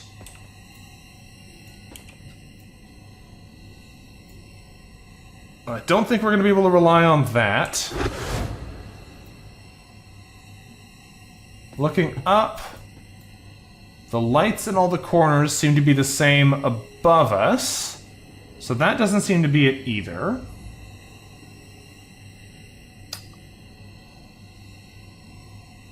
Huh. What are we doing in here?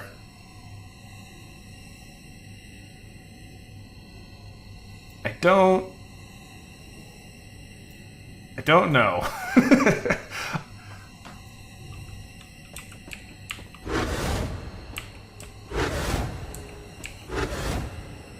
I don't see any way to tell, though, is the problem.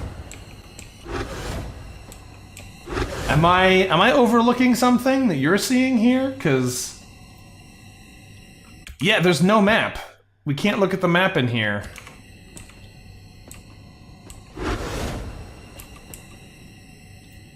There's no, like, audio cues that I'm hearing.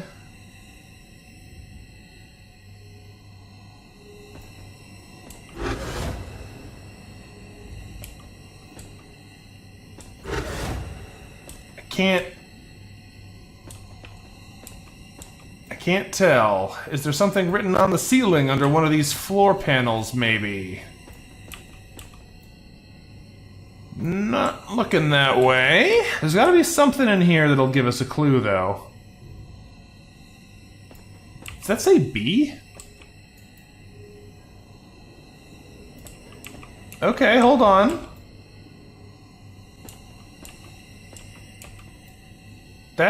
That's something. It says B up there. But, like... what does that mean? What does this one say? Are we in the same room? This says C.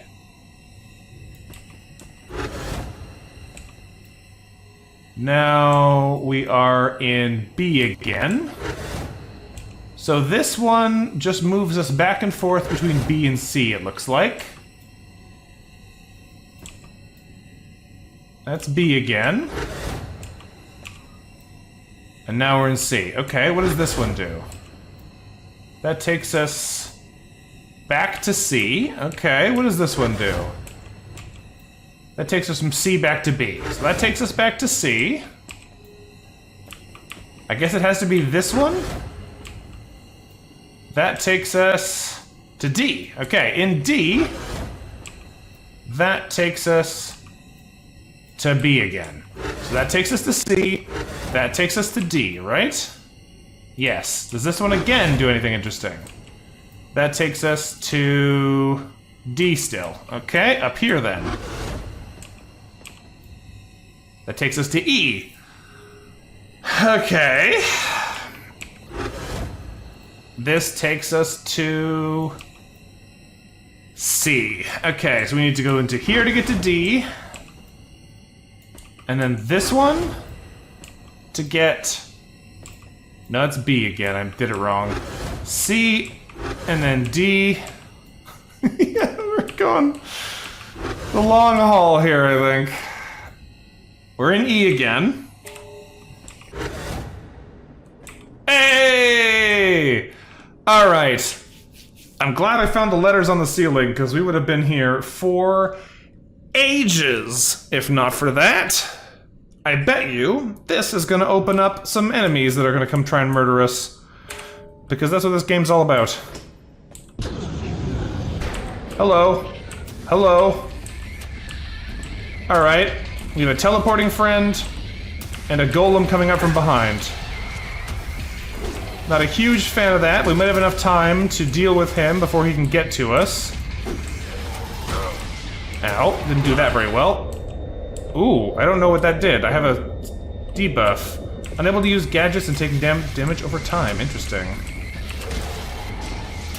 I guess that's the dazing effect that we never actually saw in practice until now.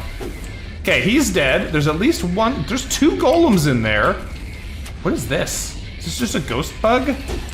Yes, it's just a ghost bug. Okay, let's go ahead and vacuum some life out of him. There are a bunch of ghost enemies in here. There might be another summoner in here then. We're gonna need to move soon. We don't want to be fighting one of these golems while getting pinned by another one. Yeah, there he is. Keep moving. There's the summoner. If we can take this one out before it's able to summon any more things, that would be really good. We got vacuum suction. Ow. Alright, it's fine. Oh, that's actually really bad. There's a teleporter over here. We could jump in that just to see where it takes us. We're gonna sneak past this guy. That should give us a little bit of room to maneuver in. As long as we don't stand in the hallway there, we shouldn't be able to get suctioned in by the golem.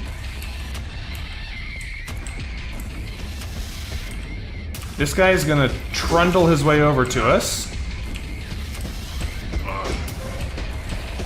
I would like to be able to club one of these guys down so that we don't have to worry about being absolutely gunned down on all sides.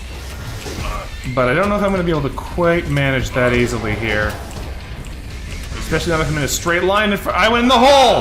That was the worst option. I went in the hole. I guess I should have saved mid-fight. Because I was forgetting there were holes in the way here. Well, that's annoying. We don't have a whole lot of options here other than just fighting these guys, so let's try and smash them. And see what we can get happening here. If we can just, like, brute force this guy down, we should be in a pretty good spot. There's another one at the end of the hallway. That's the summoner, so we need to kind of rush him down. It's true, the holes do kill us here. We've now learned that for sure. There's still a golem chasing us from the side. They're on both sides, though, which is significantly worse. Oh, there's the vacuum suction. It's really mean how that vacuum attack also locks you in place until it hits you. Like, you can't just get out of the way of it. Oh, there's another gunner in there. This one is going way worse than last time. We're in the hole. We got absolutely pinned in there. Alright, let's give it another go. I think the strategy of rushing down this guy did work pretty well. We just had bad luck with immediately getting cornered. So I think what I'm going to do this time is, after we clear this first one out, we're just going to run. Just turn around and book it this way. No, there he is. That's not quite going to work for us then, is it? If he turns to here, we'll be able to get past him. As long as we don't get vacuum suctioned into the first guy, no, we're good. Let's run past and try and take out the second summoner on this side, because this one, if we can keep it from summoning things, is going to make our lives a lot easier. I don't know if we can actually prevent it from summoning things. It looks like it already got its 2 summons in. Let's save now. But either way, it can't create more at this point, so all we have to deal with is 1 gunner and 1 bug. So let's kill this guy. The robot is coming on our side here, so we have to be ready for him to start attacking us.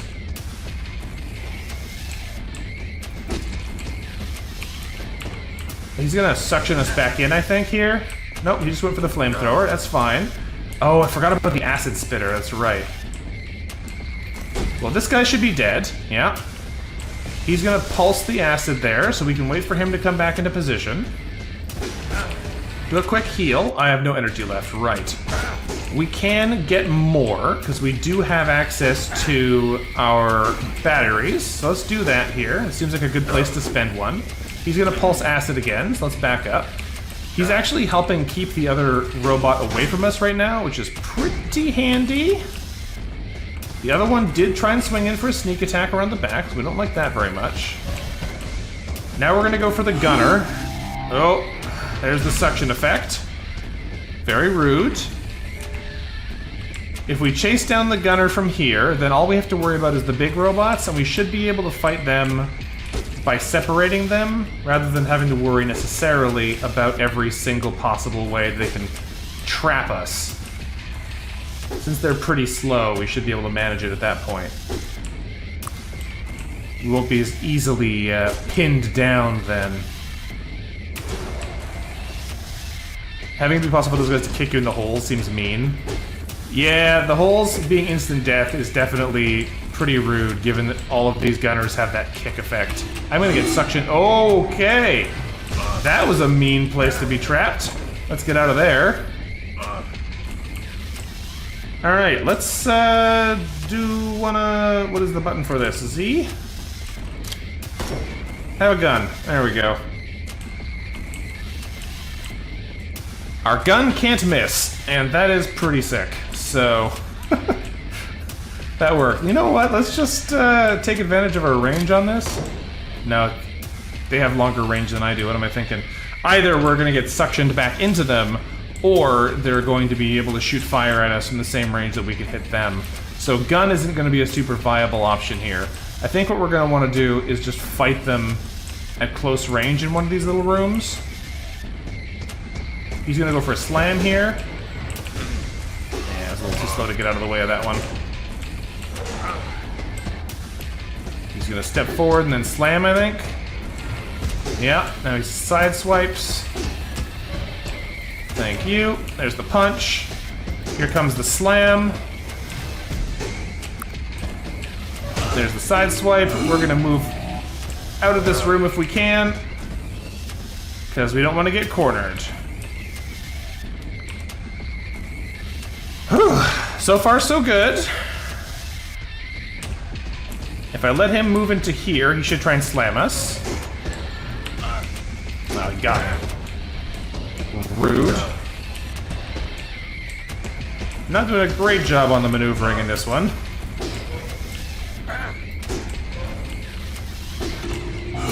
Oh, there's the vacuum suction. We don't like that. You know, our hat said it was giving us 30% regeneration, but I don't think we have any regeneration on our energy. I feel like this is just not as good as the regeneration we had from taking damage before, because I don't feel like we're actually getting anything out of it. We can kind of just, like, fight these guys face to face. The only thing they actually really get to do to us... Oh, hey, another level up. Is when they do that suction move, so that was pretty manageable. Now all we have to do is find the last remaining robot and go beat him up. Where did he go? Hello? Last remaining robot. Where'd you go, buddy? Ah, there you are! We found him.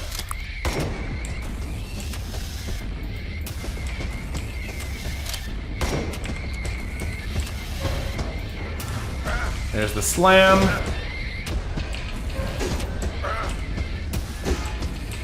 It's too bad that we just got a full heal, full level up heal, and now we're gonna lose a bunch of the health fighting this other guy.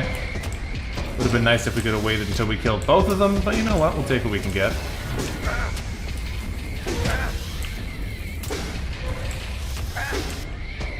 At this point, I'm just going to be happy to have him be dead and not fall in a hole.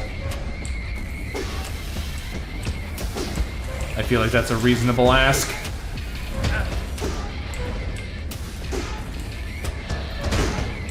There's another slam coming soon, I think.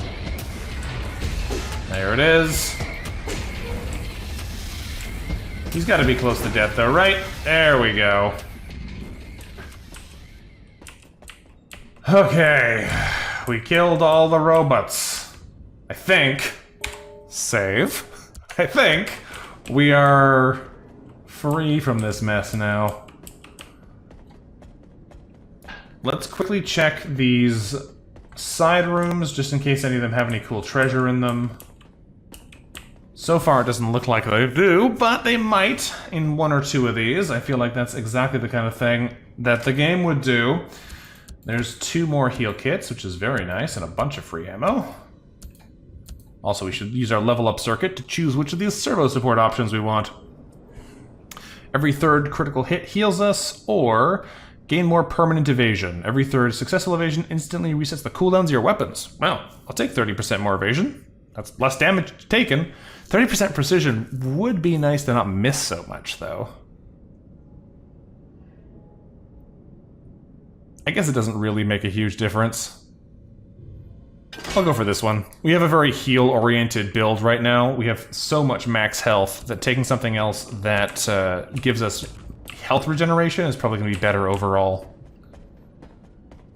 I'm already lost. I don't remember which way I was going before I came here. Hello, chest. Hey, a unique 2-handed blunt weapon. It's 2-handed, which isn't great, and it's all splash damage oriented.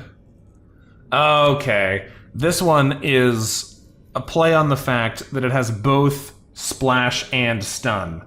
So it has both of the effects of the final level of blunt. Gotcha. I don't know if I actually like it, but I get it. Let's go take a look around here and see if there's anything else. There's another chest. 2 more repair kits. Well, they are gearing us up with repair kits. They are gearing us up. Is there anything else in any of these side rooms? It doesn't look like it. We might switch to the 2-handed weapon just because we got that... That's really slow is the only problem. The main reason we've been keeping the small ones is because the 2-hander weapons have double the cooldown. So it has a little over double the damage, but it's not really that much more damage because you attack half as fast. And being able to... Ooh, Sophie's teddy bear. One of the very few toys that can be found in the Arx Vaporum. That's what we were looking for, and we just didn't know it yet. Alright, is there anything else in any of these little rooms?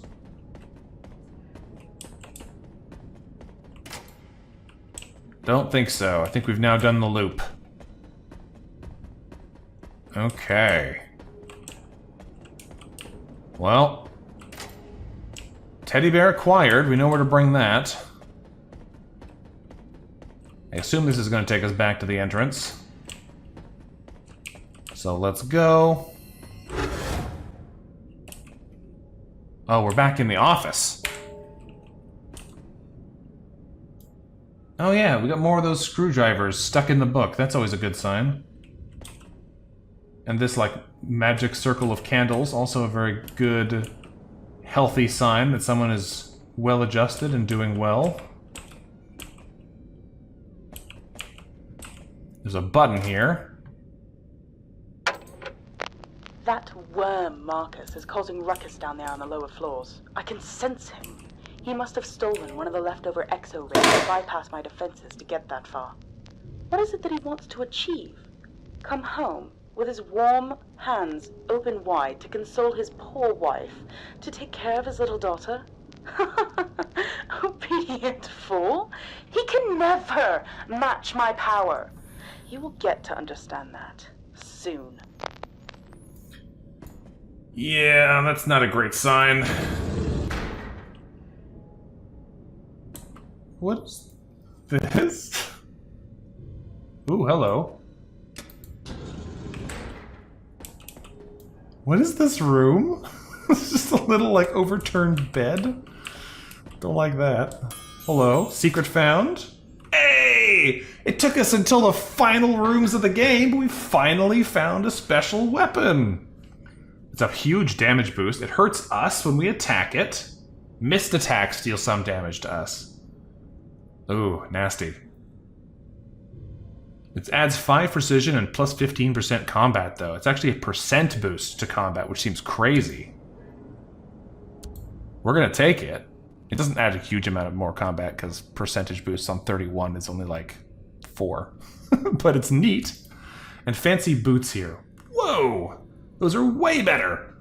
80 integrity, 1 combat, 1 tech, 1 toughness, and 20% resistance. Pop those in there. Alright, now all we need to do is not miss. I'm gonna stand in this.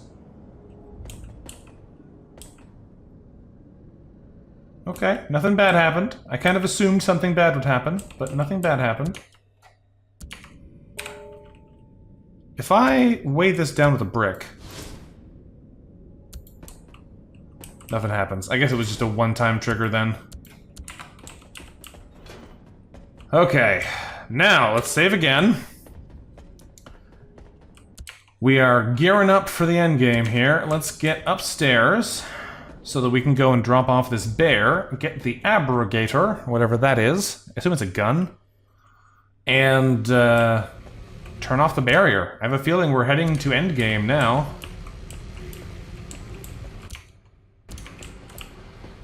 Can I open this door? Yeah, it just closes automatically. We're good. Alright, Sophie. Work with me here, friend.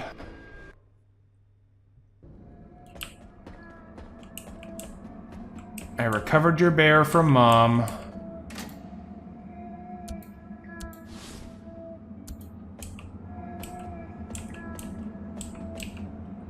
Aha! Present. Oh, it's a device. Use it just like a key to destroy a Fumium-powered barrier. Needs to be fully charged in order to work. Automatically charges up from destroyed enemies. Uh-huh. Cannot remove this item from the inventory. Yeah, it's too important. So we're gonna go back upstairs, and we're gonna be fighting a lot of guys, I think. Because we have to fully charge this thing by fighting.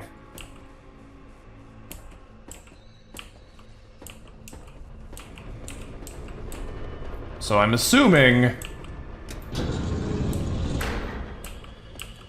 it's battle time. No?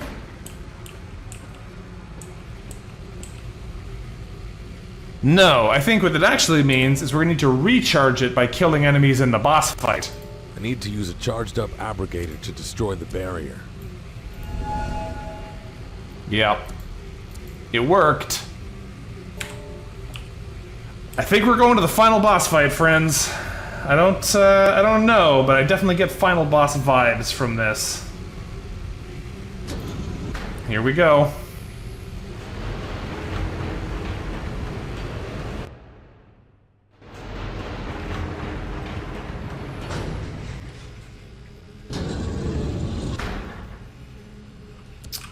We can't equip this, can we? No. The reunion! Yeah! Yeah, this is a final boss, alright. Let's do it. Laura, is it you? What a reunion, huh? Pity it all ends here.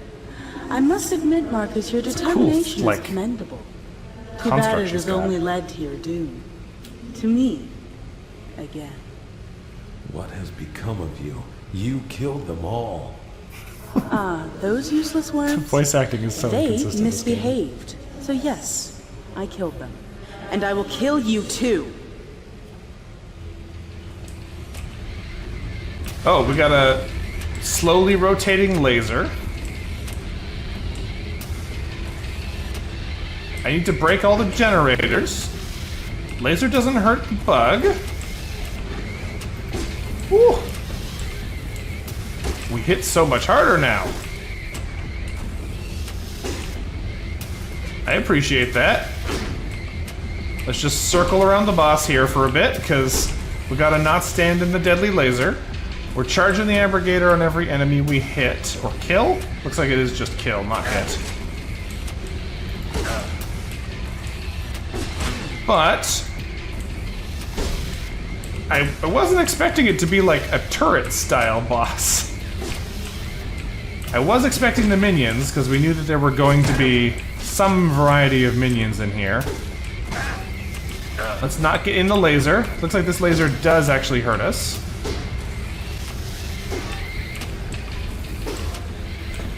Man, we almost missed finding the only powerful blunt weapon in the very last area of the game, because we went straight from there into the boss fight. We're almost at Abrogator charge again, though, so that's good. It is very nice how much little damage... How much little? How much less damage we take now that we've upgraded ourselves to be so much sturdier over all these different choices we've had. Having almost 4,000 health means we have a very tasty health threshold for recharging back up to. Alright, Abrogator's charge. Let's go break one of these things. It's a little awkward having to drag it over, but we'll make it work. One generator is down. Now I guess we just keep fighting more minions. Until we get it recharged again. Don't stand in the acid, me. Don't get kicked into a hole. Okay, he's dead. We actually are hardly taking any damage because of the way that crit effect works, I think. Yeah, look at that. We're healing basically faster than they can hurt us because our maximum health is so good that getting 7% of our health back is kind of outdoing the hurt they can put on us.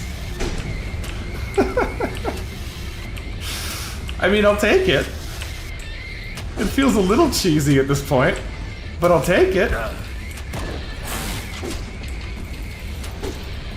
Like, I'm not even using all of our life-stealing stuff here. I should probably stop just standing here and letting these guys hit me. For some reason, I decided it would be fine, and it kind of is. But I probably shouldn't just let them do that. The Abrogator's charged again, so let's go pop this one open. That little rig of yours won't help you. An absolute piece of junk is no match for my power. I think it is, in fact, a match for your power, Laura. I hate to say it. You waited too long to try and take me out easily. The enemies do block the laser, yeah. I actually don't really know if if the laser really hurts me that much. Oh, it does. It does a little bit of damage. I was taking so little damage in this fight that I wasn't even really paying that much attention to it, to be honest. If we stand in it, it's not good. But they also are limited in their ability to actually significantly wound us. If we whack this guy a couple more times, those little robots are actually quite good for this. They're very easy for us to take out. They have way less health than these gunners, which I really should not be focusing on because of all the enemies. Am I pinned again? Of all the enemies in the arena, those are easily the most dangerous ones.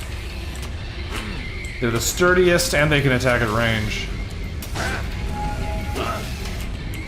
Alright, we still have 10 repair kits, by the way, and repair kits heal us 75% of our health.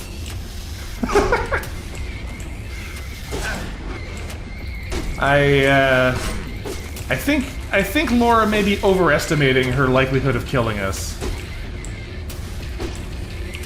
You know, like, I like her enthusiasm, but we are kind of outclassing her a little bit here.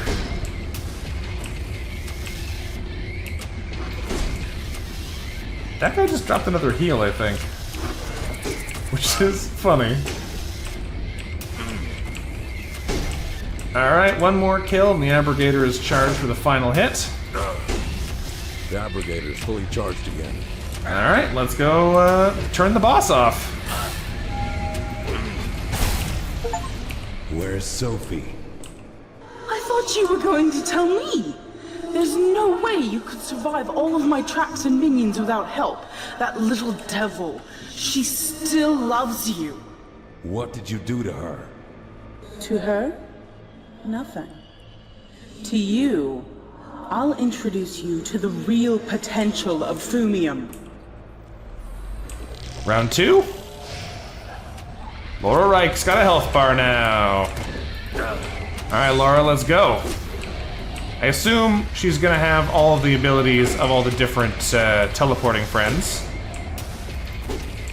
She can summon enemies, she can make walls, she can probably give us weakness and whatever the dazzle effect is. Yeah, that one. But, the problem for her is that these enemies aren't that dangerous for us anymore. She's got a cool design though, I gotta say. I do love the design she's got. Alright, let's take out one of these little guys so it doesn't start bothering us while we're fighting the boss.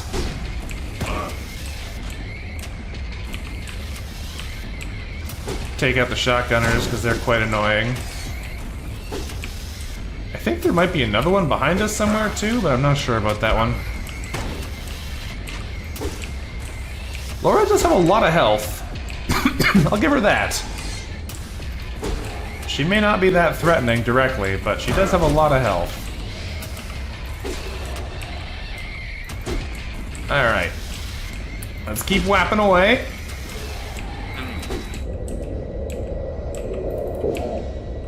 One thing that we're probably going to want to do soon is just to really show her that she doesn't have a chance here. Is use one of our like 15 healing kits, because there's like 3 on the ground already.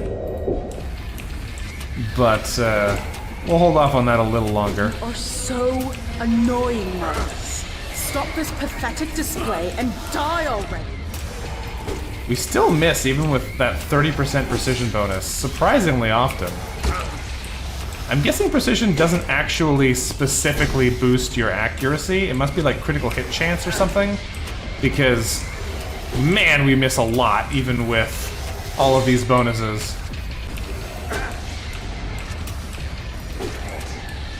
Yeah, the fight's not over yet. She might have more to do here, but I'm kind of doubting her ability to turn this around. We're just like too tough, survivability-wise, for this to be something I think she can reasonably come back from. Although I may find a way to fall in a hole. That would be sad. Okay, that guy's dead. I think those guys are actually dropping bullets. We're gonna go ahead and start a heal here just because we can. We still have full charge as well, so I could be using our gadgets to steal some extra health out of her. We are now back to full health with 9 more heals to go. Alright, Laura, you got any more moves, or is it just this for the rest of the battle? We shall see, I suppose.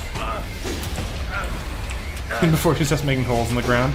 That would be a very surprising tactic, given how nothing else can really hurt us, but falling in a hole kills us instantly. You're proving to be a bigger problem than expected. Well, we're getting more dialogue, but it doesn't seem to be changing her strategy at all. Who would me win? An all-powerful Fumium mage or the living embodiment of beef? Yeah, seriously. We are a very tanky boy. They have the powers of magic evil steam on their side, but we have the power of just not being able to be killed. Yeah. We're doing alright. It just takes a while. She's got so much health. Not as much as us, mind you. As far as the replenishable supply goes. But definitely a lot of health as far as the having to keep hitting her with weapons side of things goes. Laura, give it up. Oh, Nothing human transition again? Human? What does it mean, anyway? I'm fed up with this. I'm going to tear you apart now. Phase 3. Fight. What is happening here? Okay, I think she's a melee fighter now. She's stabbing us anyway. That is actually hurting. Lightning is a bit of a dangerous thing too, because lightning is the one that means you do less damage and take more damage, I think. So that is actually a little bit more threatening than her other options. We have pretty good resistance against it, but it's still annoying. Let's go ahead and vacuum some health out of you. Back out and dodge the lightning this time. The nice thing about this is that since she's not teleporting, we can hit her a lot faster now. So that means we can actually deal our damage and take advantage of our ability to heal off crits by hitting her faster. So this phase should go faster than the previous one. Go ahead and use another heal, because why not? We have 8 of them left still. And it heals us for 75% of our max health. We might as well. We're out of energy, but we have 13 more power charges, so I'll use one of those and keep pumping the damage in. This is one of those places where it might have been nice to switch for the extra attack speed. We probably don't need the swapper in here. But I didn't know that going in, and I'm not going to bother trying to switch it right now. Do a little health siphoning. And keep beating up Laura. She's trying. She's putting on a valiant effort here. If we had less than infinite health, she'd have a pretty good shot at taking us down, I think. Unfortunately for her, we have infinite health.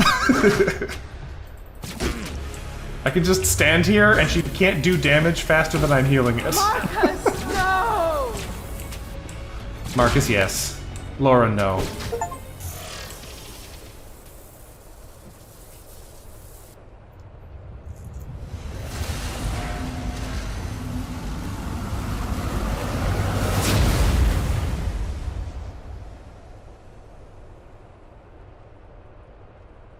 I can't believe what I've just done. But finally it's over. Now I need to find Sophie.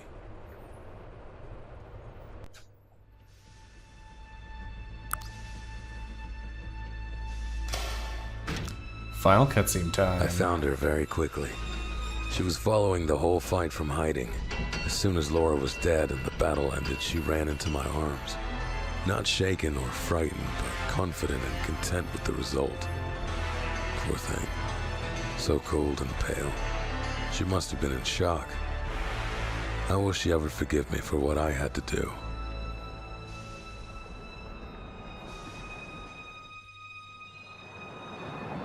As we emerged from the tower, I couldn't hold on to it anymore. The feeling of guilt washed all over me. Yeah. Marcus seems to think this is still a normal Sorry, kid. Sophie. I had to do it.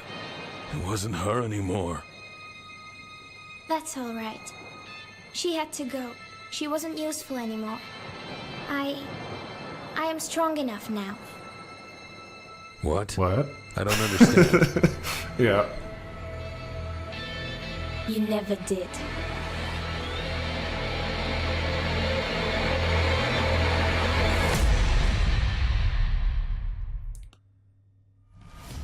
Yeah, unsurprisingly, Sophie is a problem. We knew that from the beginning.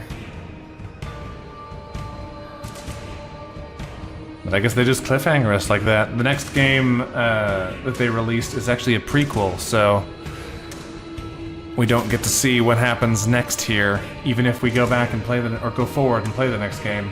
Interestingly enough, here are the names of the developers, which do line up, in fact, with some of those people we saw in the super secret room. So there you go. That game was pretty cool. I enjoyed it. I think there were a lot of things about it that I wasn't a huge fan of. Oh yeah, of course we saw that coming. Nihil, there were messages earlier about how she was training up Sophie to become like a useful tool. So Sophie was definitely gonna be a problem when we rescued her. She was able to like Yeah, she was up to something. I don't know if the implication is that she is still like the intent of Laura, and she's just like a new, more powerful wizard, but we didn't really get enough context to be able to guess what that's going to mean, so we'll see as we go. Who is the biggest problem? Yeah, seriously. Well, if nothing else, Laura was self-contained, and we have just uncontained Sophie. So, realistically, we are probably the biggest problem now because we've just unleashed Sophie on the world. But whatever. No one's gonna try and stop us. We've probably already been stopped.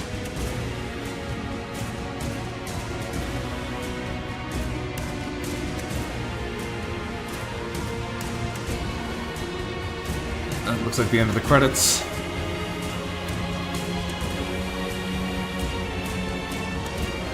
Is there like a finished screen that tells us how many secrets we found? No, it just kicks us back to the menu. Alright. Well, that was Vaporum. It's funny. It was almost exactly like 3-4 hour streams to beat the whole game. Very convenient timing.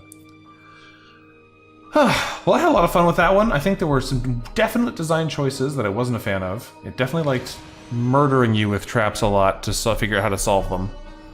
But as far as being like a game that scratches that Grimrock itch, it was pretty good. It would be interesting to go back and try it again with a different build, but I don't think I'm going to do that. But definitely cool. At some point, we might go back and play the sequel, or the prequel, the second game that they made, to see if they got any better at it. But I'm probably not going to rush and do that right away. I got a bunch of other stuff I want to play. I've been meaning to try La Mulana for a while, so we might give that a try in a future stream. I still want to mess around in Noita some more. I found another cool secret that I want to show off on stream if I can manage it. And various more shenaniganry to follow. So, thanks for watching, folks. It's been a blast. I will see you next time. Until then, bye-bye.